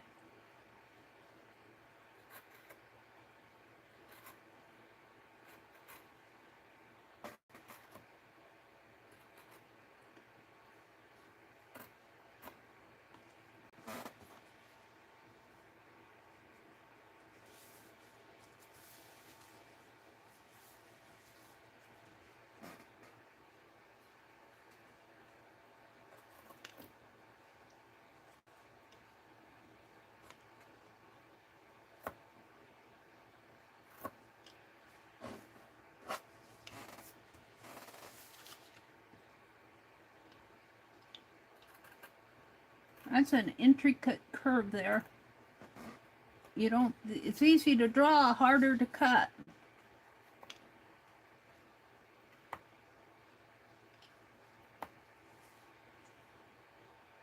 Little tiny curve in there. Did I get it? There we go. That's good enough. Now, where am I at here?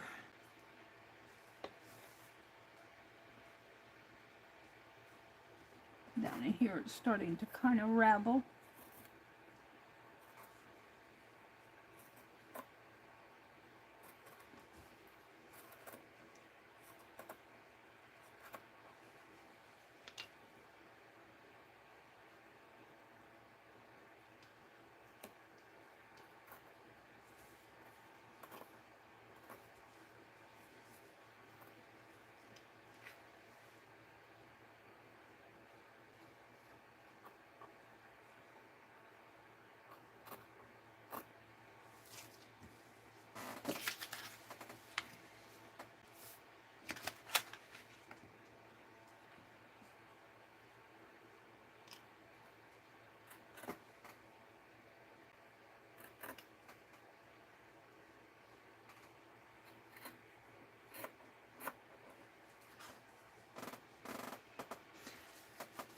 I almost got him. Just got the feet here to do. I'm not going to stitch him. I'm just getting the main pieces down here.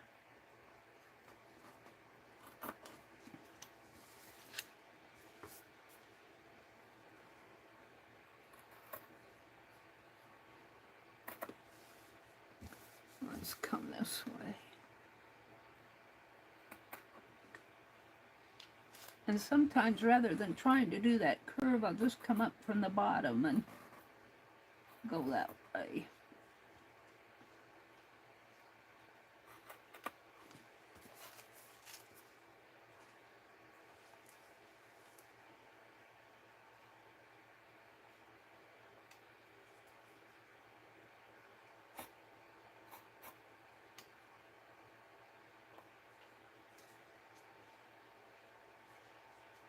Hold it in my hands.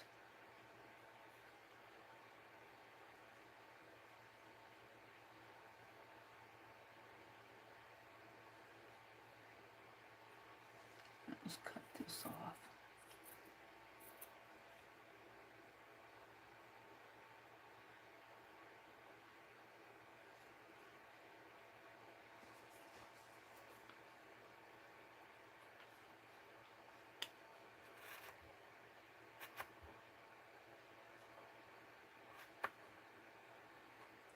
This piece in there.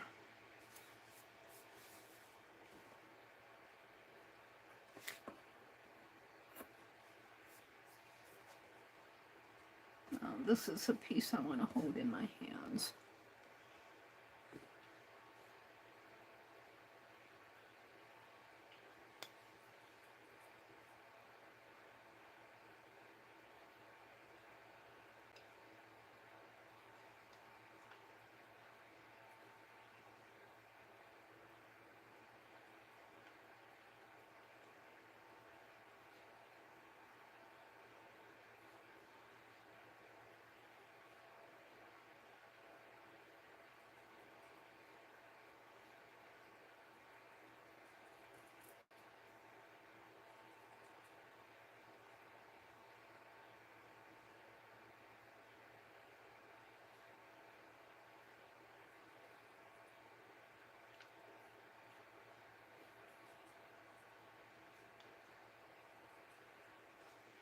All right, let's see what I have.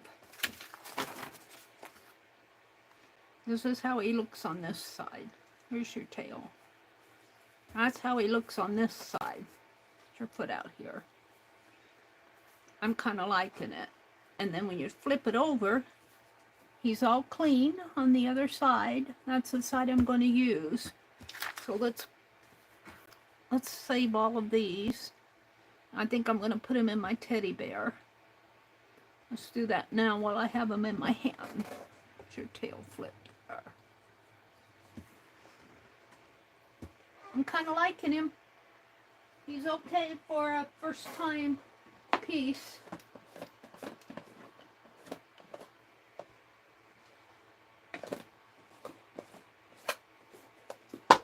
Put it those scraps in my teddy bear. My teddy bears are full. Now here's the page I'm going to put him on. Get your tail out of there. Where's that other hoof?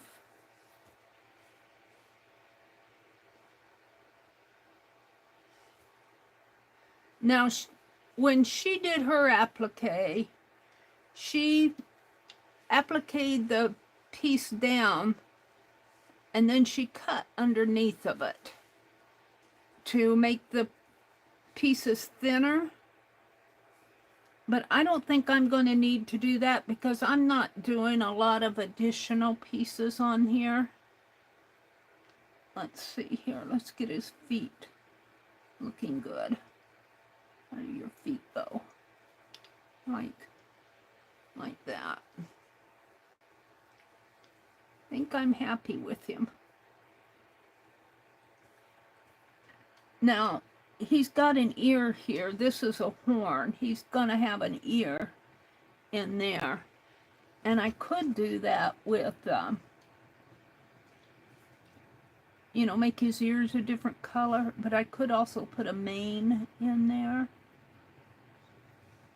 And I don't want to use the same color as this for the mane unless I leave a black line. Let's see, he's got a red piece coming this way. Let's get a couple scraps out of my teddy bear and just play with them. And see if I can put a saddle on a paisley and I'll pin them on.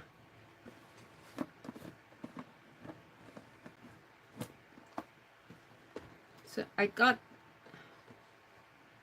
a piece of this, which I think would either go good for a saddle blanket or up here at the neck, I think, and that's all curled up. I don't want that. I got these little pieces that from the other day. All right, I gotta get my teddy bear off of my lap. I'll save my pattern out. So let's see what I have. Ooh, look, I've got a flower here. I don't know if I want to put it down there. Seems like I moved that flower. I moved it over this way.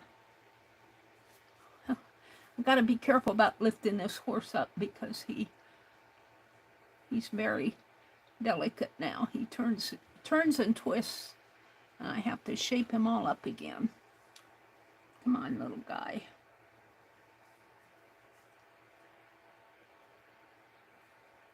Got to fit him on here again. Bring it down. All right. I might save that piece out and find a place for it. Let's see what I have in here. A paper.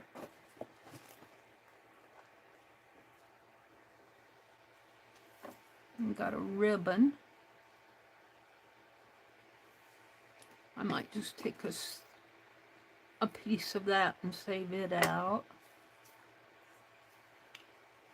I've got some of the tape measure fabric.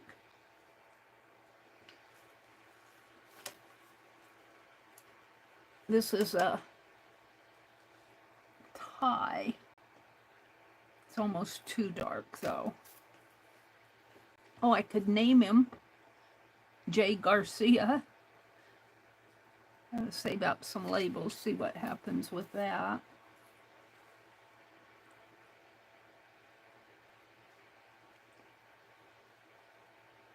This could go on there too.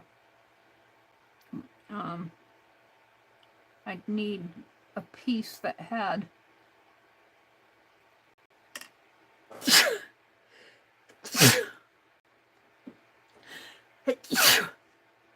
excuse me. Excusez-moi. Let me clean my hands. I sneezed in my hands. Now I have to clean my hands. Okay.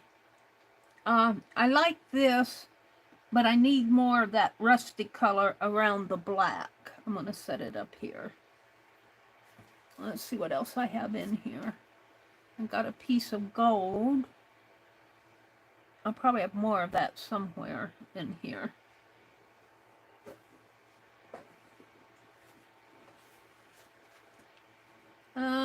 Let's see. Got a little flower.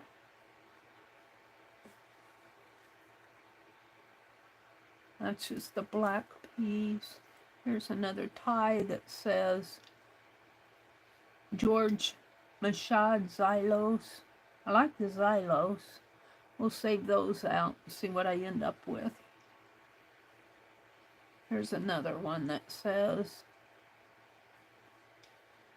Leslie Faye Sportswear.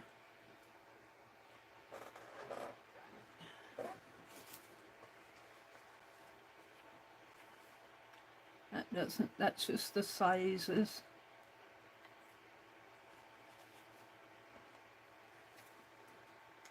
Okay, let's see what else I have in here.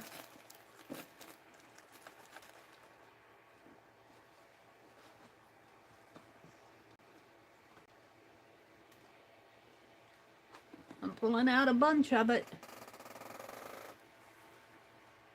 And it falls all around. Look, this piece is pretty. That could almost go for the mane. It's a little dark on that side, but this, I'll save that out. All right.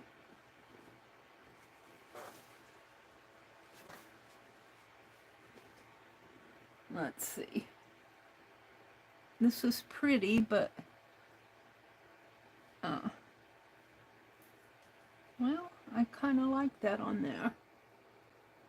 We'll decide. I'm just pulling out pieces I think might work. That's pretty too for fall,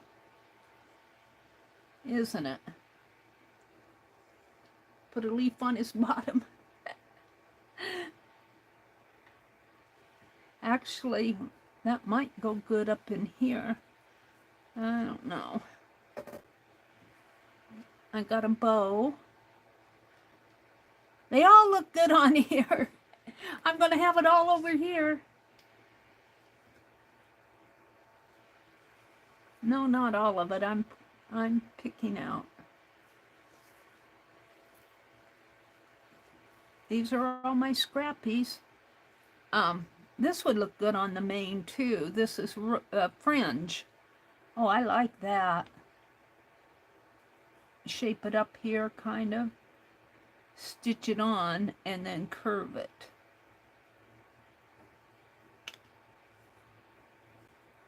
I'll save that out. Here's a black stripe, black and red stripe.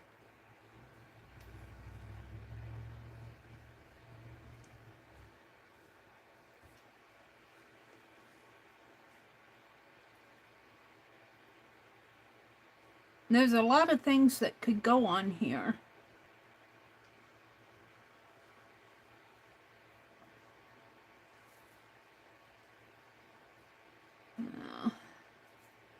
Lace. Piece of polyester. She calls it polywally fabric. Well, here's some more labels. This one says Desert Designs. And this one says Pure Silk, Wembley. Probably won't use that. This one says Wembley. Wembley.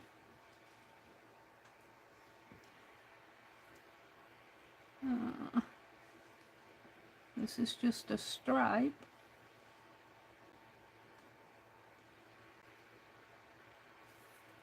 I could use almost any of these scraps on him.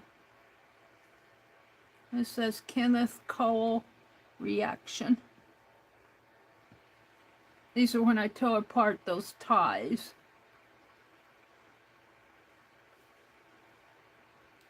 I want a piece of red.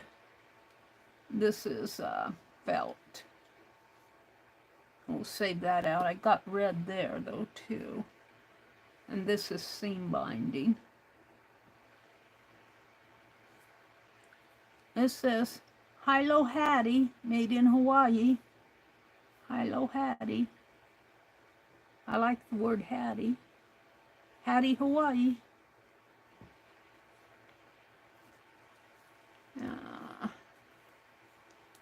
There's another one, says Dress Barn.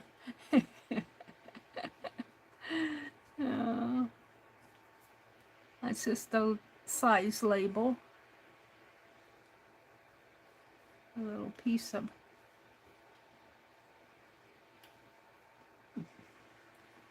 I'll have to decide what I want to use later. I'm just picking pieces out that could work. Here's another piece that could go for the mane. It's kind of shabby, but it's already curvy. It's curving the wrong way, though. We'll save it out.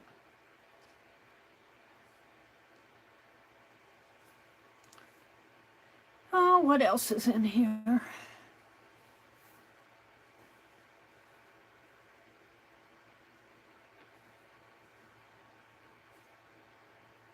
Got a salvage edge that says Joanne. Joanne. We could name our horse Joanne. Nope. No, you don't want to name her Joanne? I don't know about that.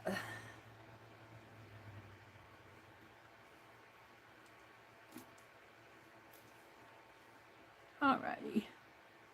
We've got a flower.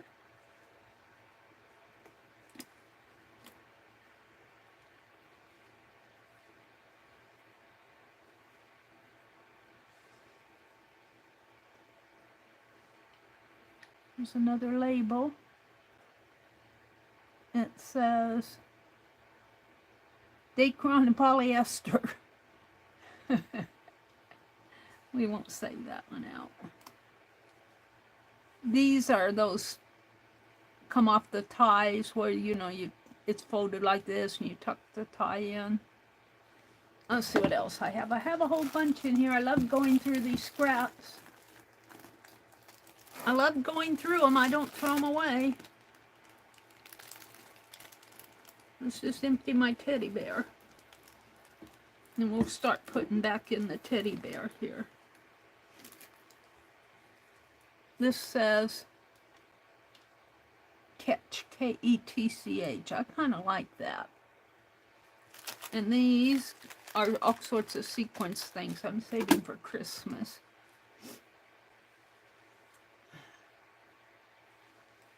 Pink. I'm going to start putting back in here.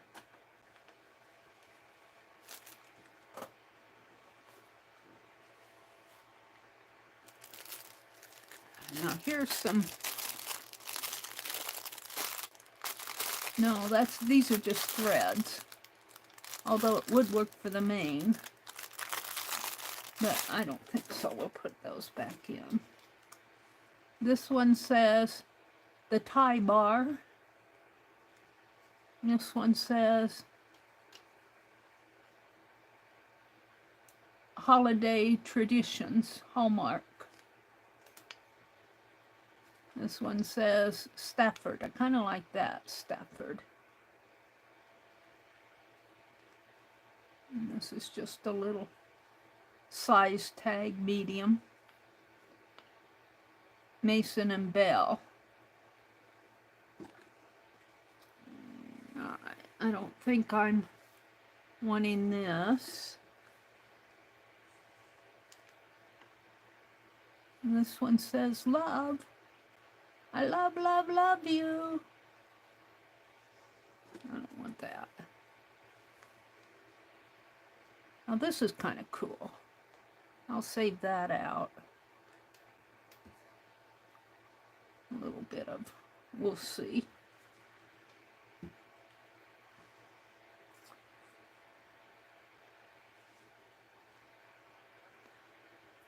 Making my decisions here. This is all Christmas stamps. I made a little baggie out of it. I never used it.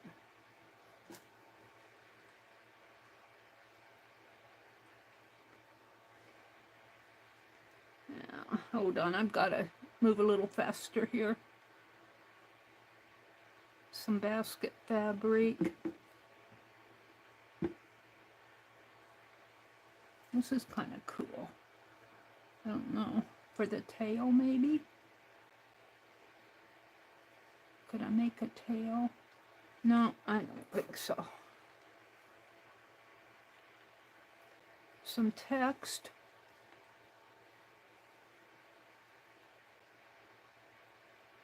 I don't know how I would use that.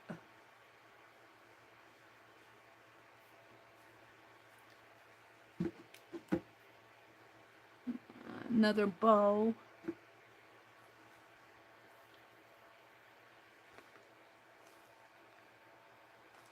Might find a use for that. Might be able to use some of that on the tail. Here's some embroidery thread. Let me keep that out.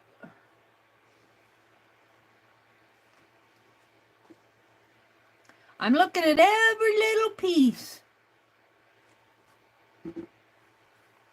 I'm going to, oh, here, this works. Let's save this out. I've got more than enough saved out, but I'm still looking. I'm still looking. Here's some that I stitched on already.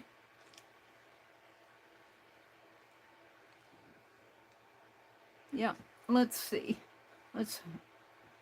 Just kind of look through here and see if there's anything interesting in here. A lot of threads. Here, this maybe. Gotta get it out. Yeah.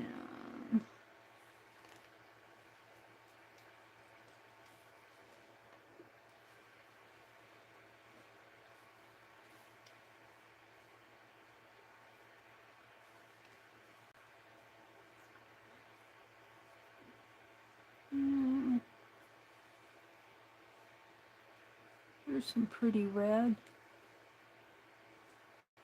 Dark red though, it's too dark. All right, let's start putting stuff back, Mary. Van Heusen, Easy Care. These are more Christmas stuff. Let me put some of this away.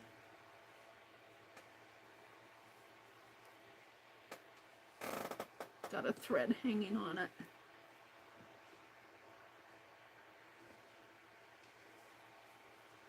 Where does it end? Oh, look, there's a tie. I got a lot of these. Hathaway. So what's this? No.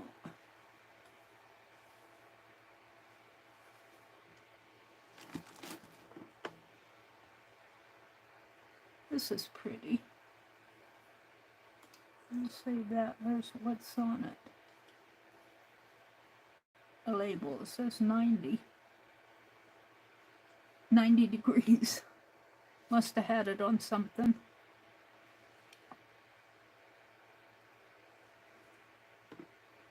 All right.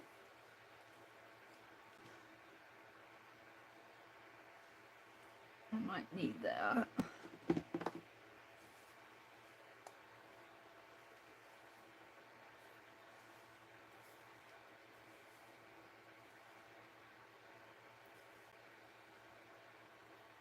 There's some pretty blue. I don't know if I have any of that blue saved out. It's that stuff that has the batting on the end of it.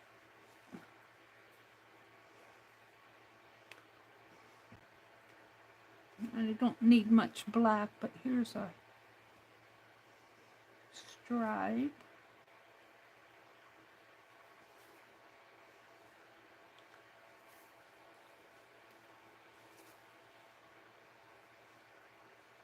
Bird. There's another tie tag. Says Windcraft pennies.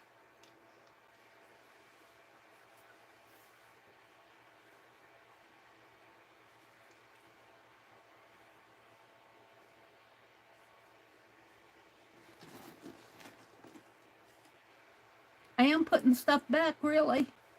Here's another Christmas bag that I made to get those out for Christmas.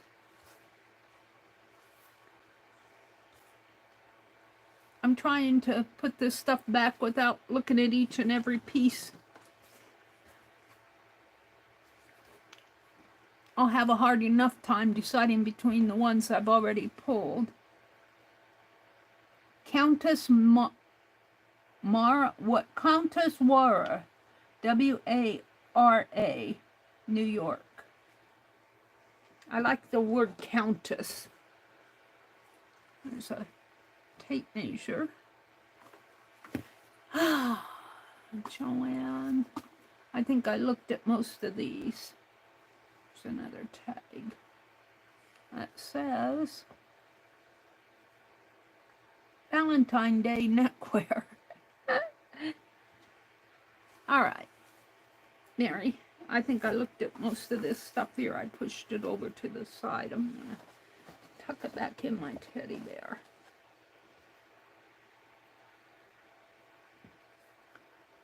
It's too dark.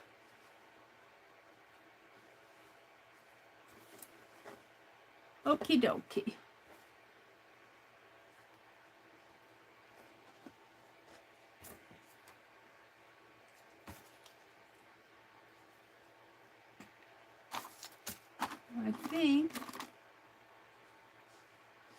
I like this, but it's almost too dark for, if you could see, it's kind of a maroonish color in there, but it's awfully dark. It's got some little dots in there, though.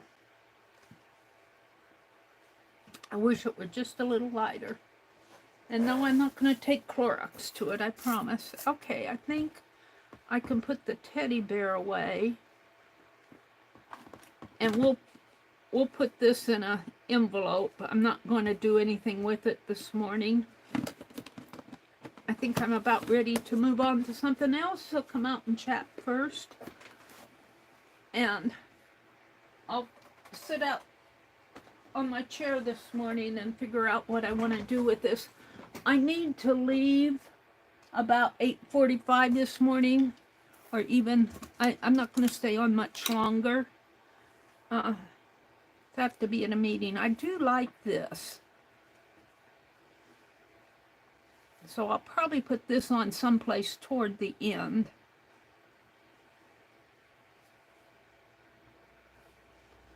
Might be pretty around this, make a saddle. We'll see. Let me put all of this that I saved out. And I'll put that with it. I don't want it with it. And this. And what else do I have over here? These I'm just putting with it because I'm going to take this out in the other room. And these are just fabric scraps.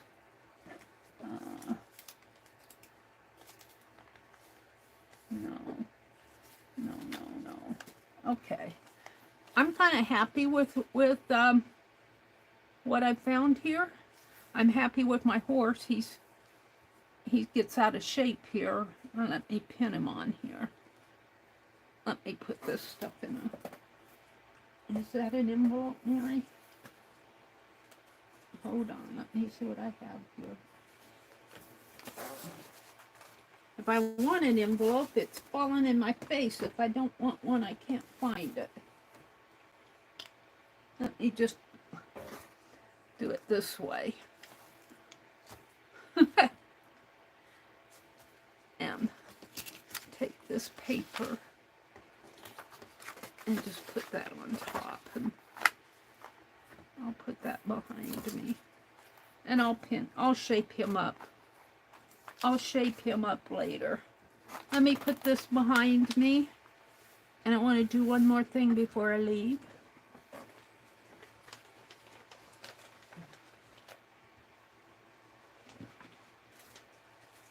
I want to, if I can find it here. No, I'm not going to work with that. I'm just getting it out. I want to see where I filled up my current project box over here. Now I'm having to dig through to find what I want. What was that? Hold on. I want this. Alright, we can put this stuff back.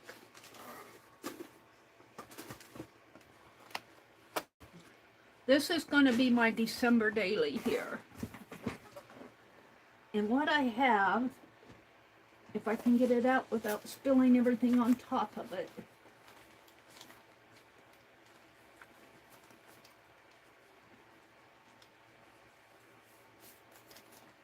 I'm reaching for it. It's like pulling the tablecloth.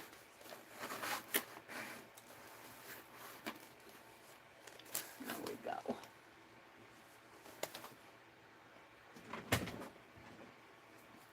We don't need these. These are ledger papers from Erin. I don't want those. I want those for another project. What I want are her snowflake pages. She put them in a nice folder for me. Bless her heart. Now, I don't need all of these for this, but this, if I fold it in half, let's see how wide the pages can be here. These are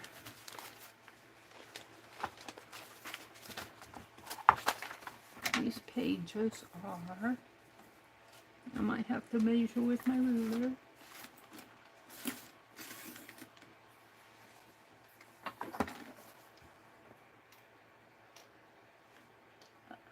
Well, they should be 14 inches. They're about 13 3/4, but that's okay with me. Who knows, when she dyed this, it might have shrunk a little. So my book is, am I using inches there or centimeters? Did I use inches? Surely I did.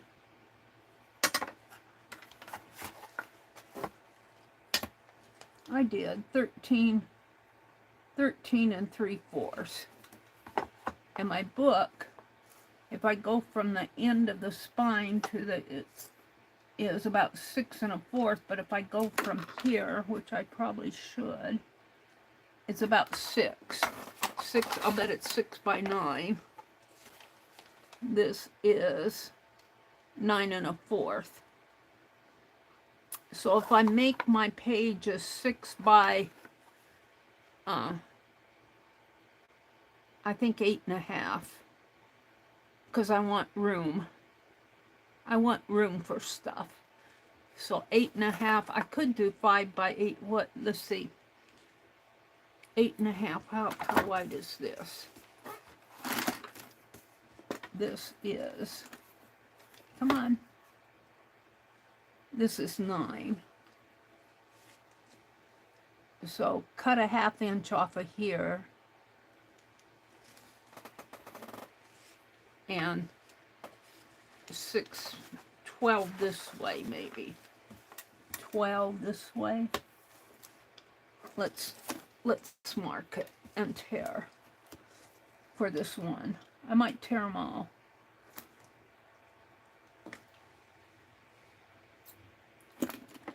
Pencil. I had a pencil.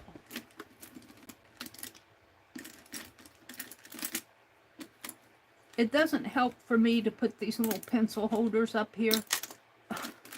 I still lay all my pens flat over there, and I'd knock them off on the floor. And okay, we're gonna tear that at 12, and at 12 here.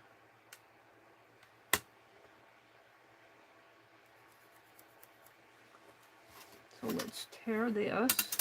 This is going to be a sample page to see if I know what I'm doing.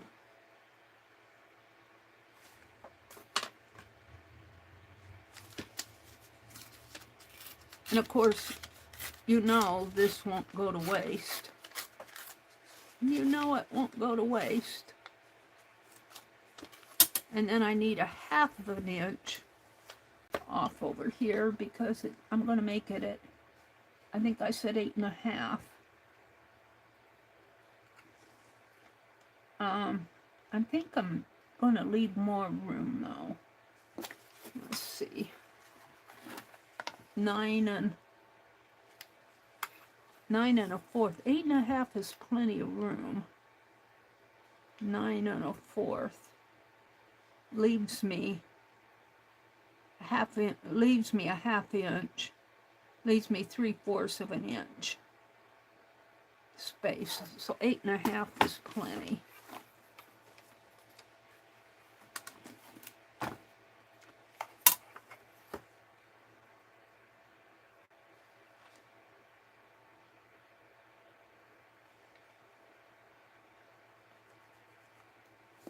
Eight and a half.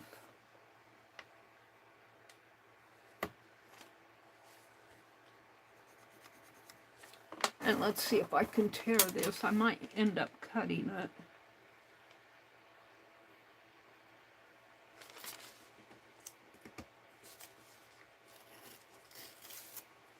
Yeah, I might end up cutting it.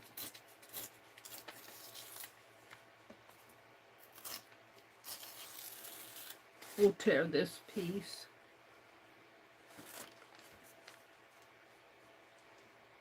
Yeah.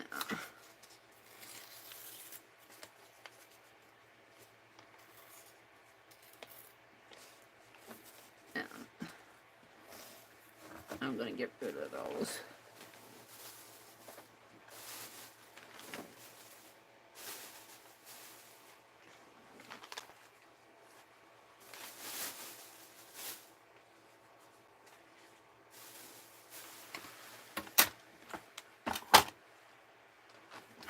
My scissors go. I like the raggedy edges of tearing, but I don't like having to, and a ½ inch with this paper's been sprayed and it's kind of weak, and I think cutting it might be better. Okay, now I'm just going to fold this in half.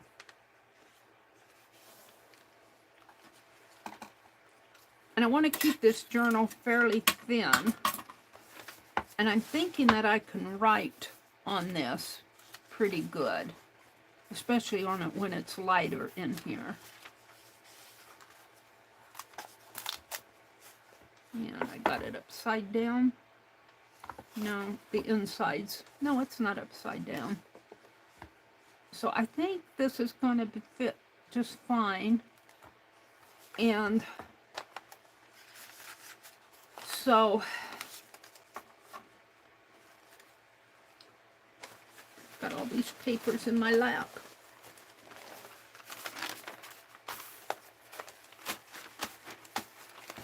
What I want to do, this is a piece of Rolodex card. I want one page for, let's just say for title, one Halloween, one Thanksgiving, 31 in December, and I said 6 for January till the Epiphany. So that's 1, 2, 3, 4, 10, right? 1, 2, 3, 4, 10. So that's 10, that's 40 pages. And to make 40 pages, if I fold this in half, that's 4 pages there. I only need 10 pages. Right? And I might add an extra sheet, or I might add an extra 2 sheets, because that would give me 8 more pages, 48 pages. So, one, and I like the lighter here because I can write on them. 1, 2. I like this. I'll save that for something else. I like kind of the I'm going for the lighter stuff. 3.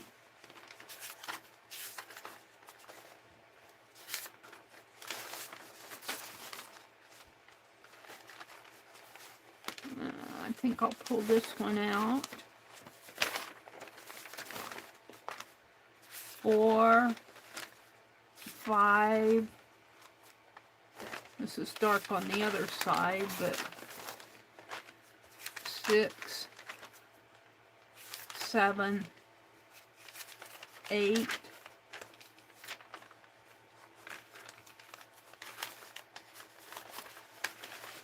9, 10, and we'll just pull 2 more sheets out. We'll just use what I have and just, well, we'll use this one too. So these I'm going to put back on the folder. We'll see what I do with them. I probably bought a pack of whatever she had. I bought those ledger pages too. But I bought these specifically for the snowflake stuff. And I don't know how she dyed these. I don't know what this is. But now what I want to do, it's 8:24. Let's go ahead and get my trimmer. And how much did I trim off here? I know a ½ inch off of there. How much did I trim off of here? I just marked it. I trimmed off.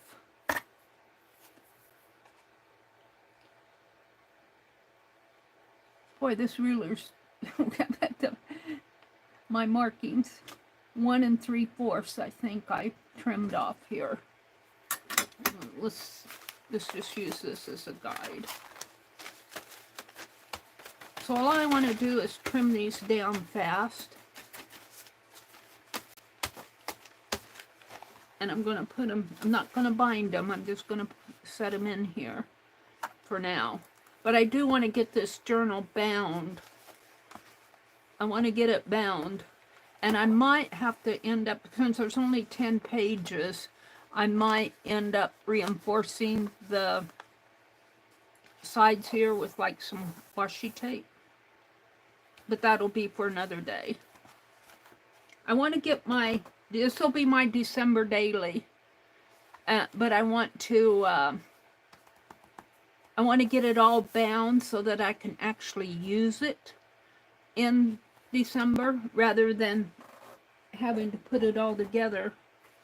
So let me get my trimmer out here. Oh, I put that page in there. Hold on. I'm just not always thinking here. You guys know that. Where's my trimmer? It's here. It's in my hand.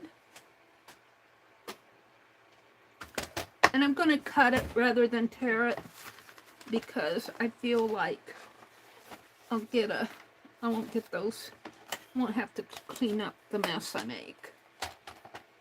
We'll see how it cuts. I'm going to cut it this way first. I'm going to use this as a guide just to see where I end up here.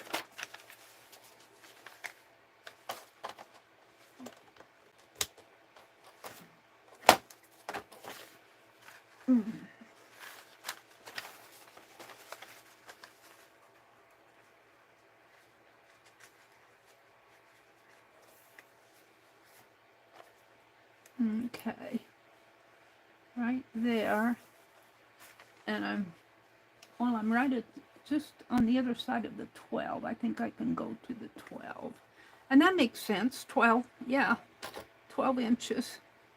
Let's just cut there. Oh, is this gonna cut? Maybe might have to tear it. No, it was just, it cuts fine. Well,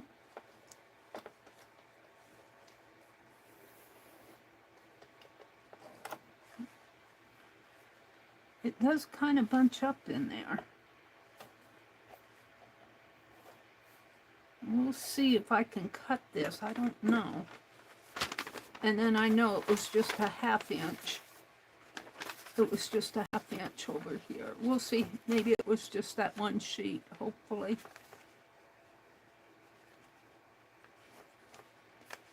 It's just at the... Yeah. Let's move this one out of the way.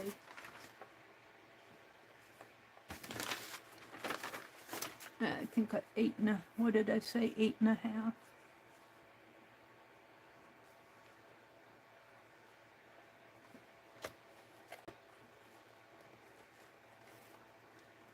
I don't know if this is going to cut too well.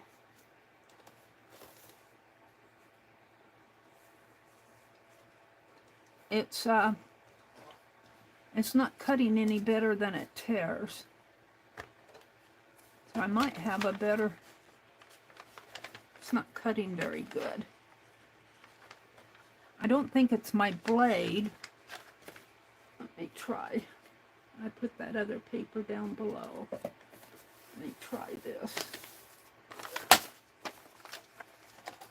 I don't think it's my blade. I could be wrong, but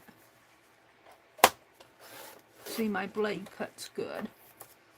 It's the paper. So I think I'll have better luck tearing it than cutting it because it made a mess cutting. I don't mind the ragged edges, but I just thought it would be easier to cut it than tear it. But now I'm having second thoughts. So I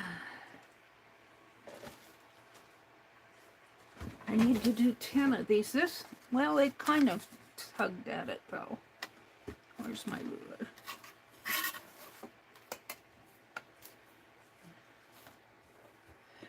All right, let's go from here. So 1, 2, 3, 4, 5, 6, 7, 8. And yeah, it really tore it there.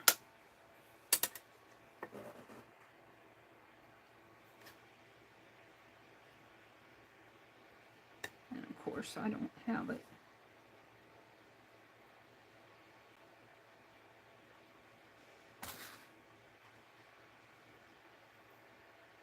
I guess I'm going to have to mark. This might take me longer than I thought.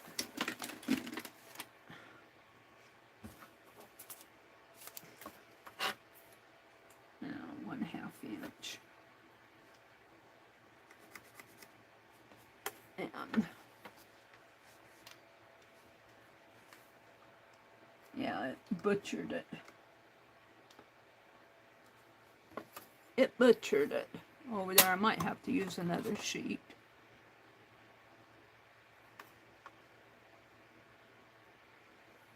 So that's a lesson learned.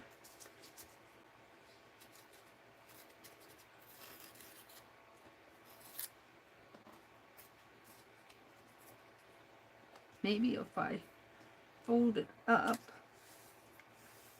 give it something to tear on.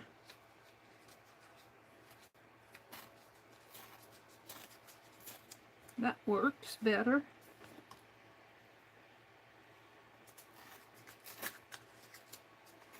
Not perfect, but better. It doesn't like to tear nice, but you know, she sprayed it. Boy, that's really a raggedy edge. We'll see how the next one goes. I don't mind that, to tell you the truth. I really don't mind it.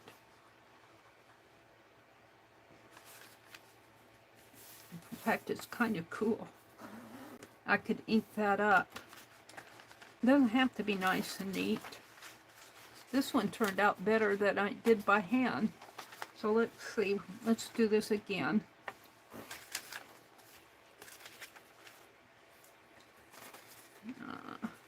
Put my scraps up there. Put these pages someplace where they won't blow. Alright, we want this at 12. I guess I'll just go in and mark them all first. What time is it? 8:32. I'm only going to be on for about 15 more minutes, so. Alright, 12. 12. Well, if I'm going to mark them, I might as well tear them. See how many I can get done here. They tear pretty good this way.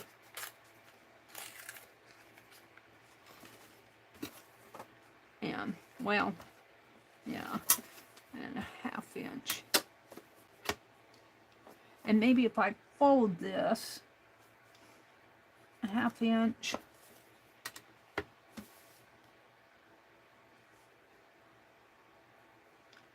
A 1/2 inch.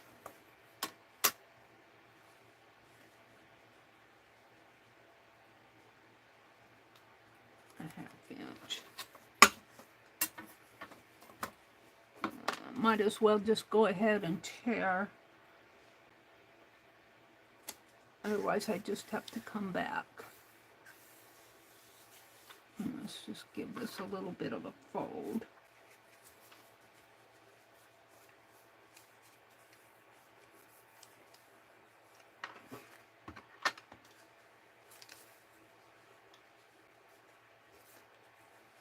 Need my bone folder out.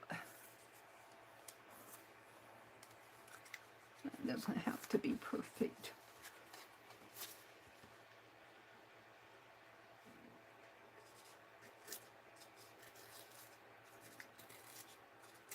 I think folding it there helps.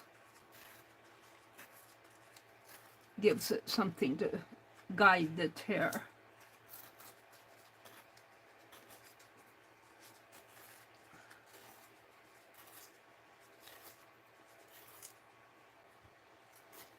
Okay, we'll do it that way then. And then fold this in half. So I'm only doing 12 of these, so I should get them done in a few minutes. 10 minutes. would be a page a minute, 2 pages a minute, a page and a half. All right. If I knew where 12 inches was over here, I could just mark it here. 1, 2, 3, 4, 5, 6, 7, 8, 9, 10, 11, 12. 5 over here.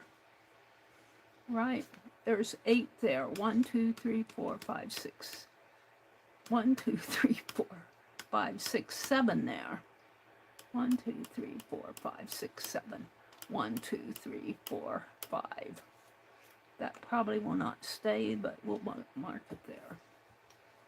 So here and here.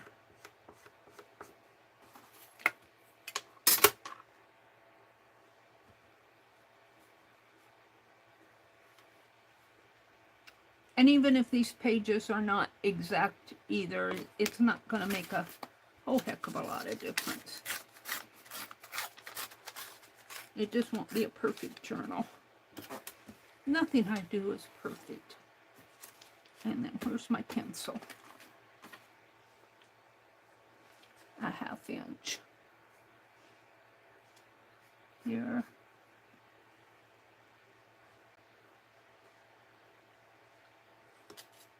Here.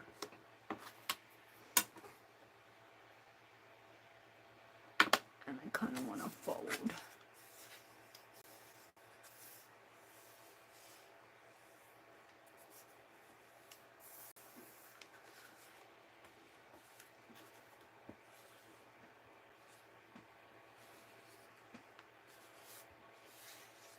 Whoops.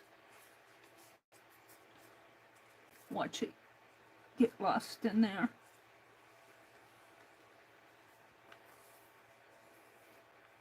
It wants to go its own way in the middle here.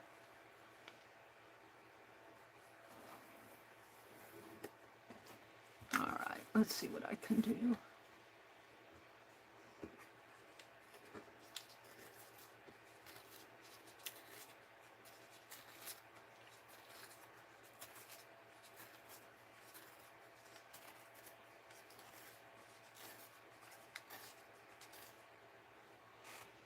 I spent too much time looking at scrap fabric. Should have moved it along there.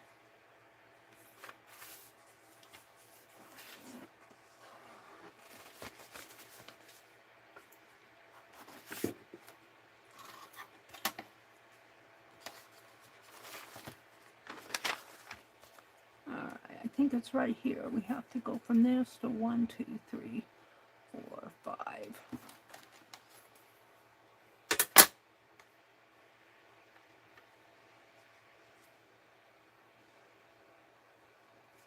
And of course I got scraps in the way.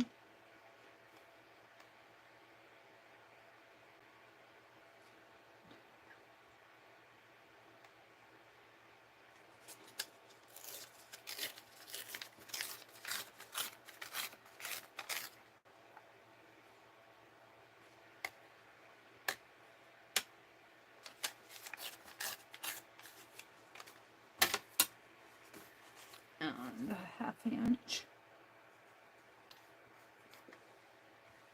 And a 1/2 inch. It says 1/2 inch business.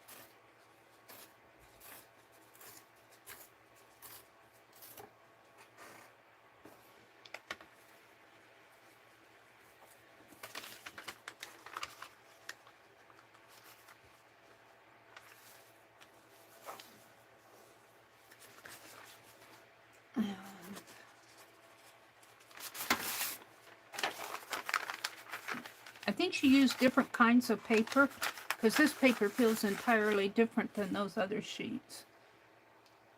And it doesn't feel like, is it 8.5? It feels, that's 7, 8. It might already be at 8.5.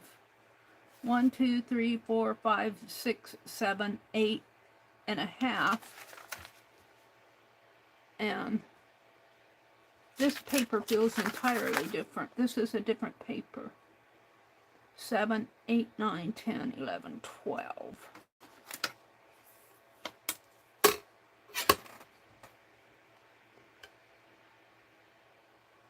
Which is okay. I'm just saying I could feel the difference. I'm going to see if I can't tear it. Right there, and I won't have to make the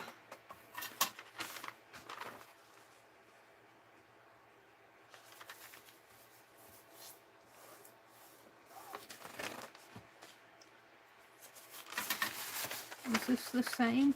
I think this is the same. Well, it's a little bit wider one. Let's see, that's 7. Yeah, no, this is about a 1/2 inch wider.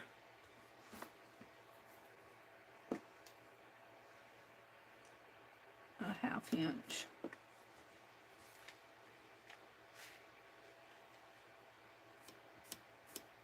Okay. And this, though, gets cut off at 1, 2, 3, 4, 5. It's not quite as 1, 2, 3, 4, 5, right there. All right, I'm there. Hold on. Make sure I'm relatively straight over here.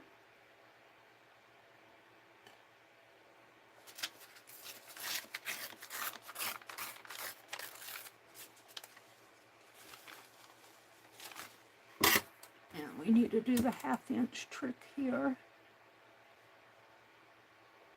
And I tore off the 1/2 inch mark.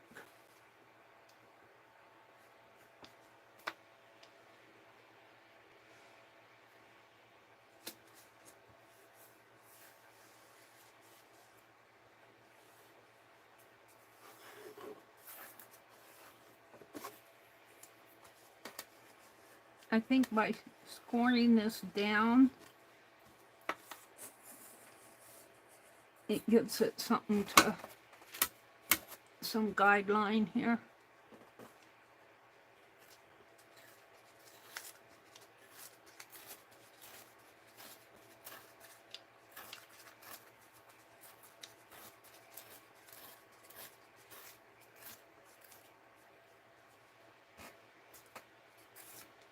I'm getting a mess up here at the top.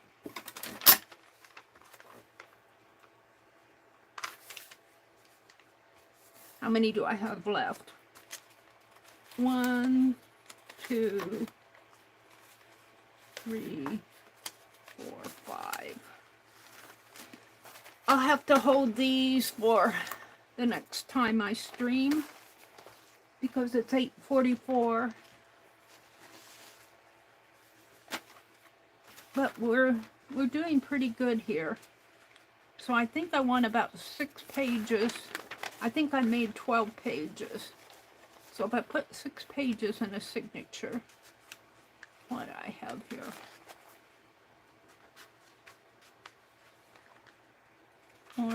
This one is shorter for some reason, is it? No. Well, just my tearing. 1, 2, 3, 4, 5. That's only 10. I might need a couple more pages. I might have miscounted. Not only did I miscount, okay, I got a longer page there. I'll have to trim all this up. 1, 2, 3, 4, 5, 6. This should be my, no, 5. one. Oh, here. Here's the 6th one here. 6. This will be one signature. We got one signature done almost. I have to trim up. And then this will be a signature here, but I'm not going to do them today because I'm running out of time. I got to get off. So the next time I come online, I'll work on my Christmas journal. What we worked on today was the horse. Let me get him out. Just the fabric horse here. We'll put him here for my thumbnail. We worked on him. It took me a while to choose all my fabric and cut him out, draw him and cut him out. All right, and I need to come out and see what's going on in chat, and thank you all for coming. I'm leaving a little bit earlier today because I have a meeting. Let's see.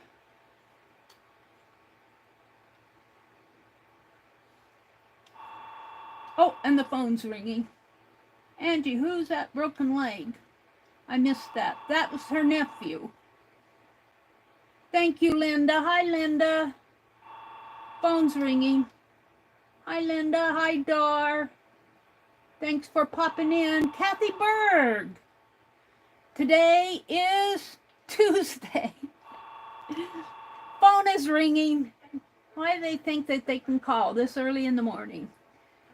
Phone's ringing. Kathy and Colleen are on. Let's see.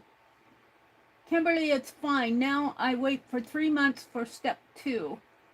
You like that paper? Kathy, I got this from Aaron. Aaron and the Arendocs. So, yeah. You might check because she says she has plenty of this type of paper.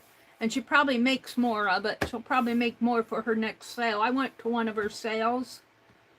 I actually bought a lot of fabric from her. I thought she had really good fabric packs. Oh, and she left. She says, see you later. I have to take Ziggy for a walk. So she didn't even hear me.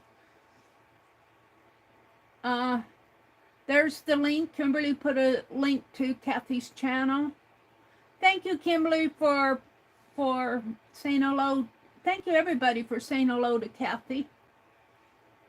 Yeah, when I'm focused on doing stuff like this, I don't see people that come in. So I really appreciate you guys welcoming people in. All right. I've got to leave. Thank you guys for coming. I might try to come on early tomorrow, but it kind of depends on how I'm feeling. So we'll see. Bye.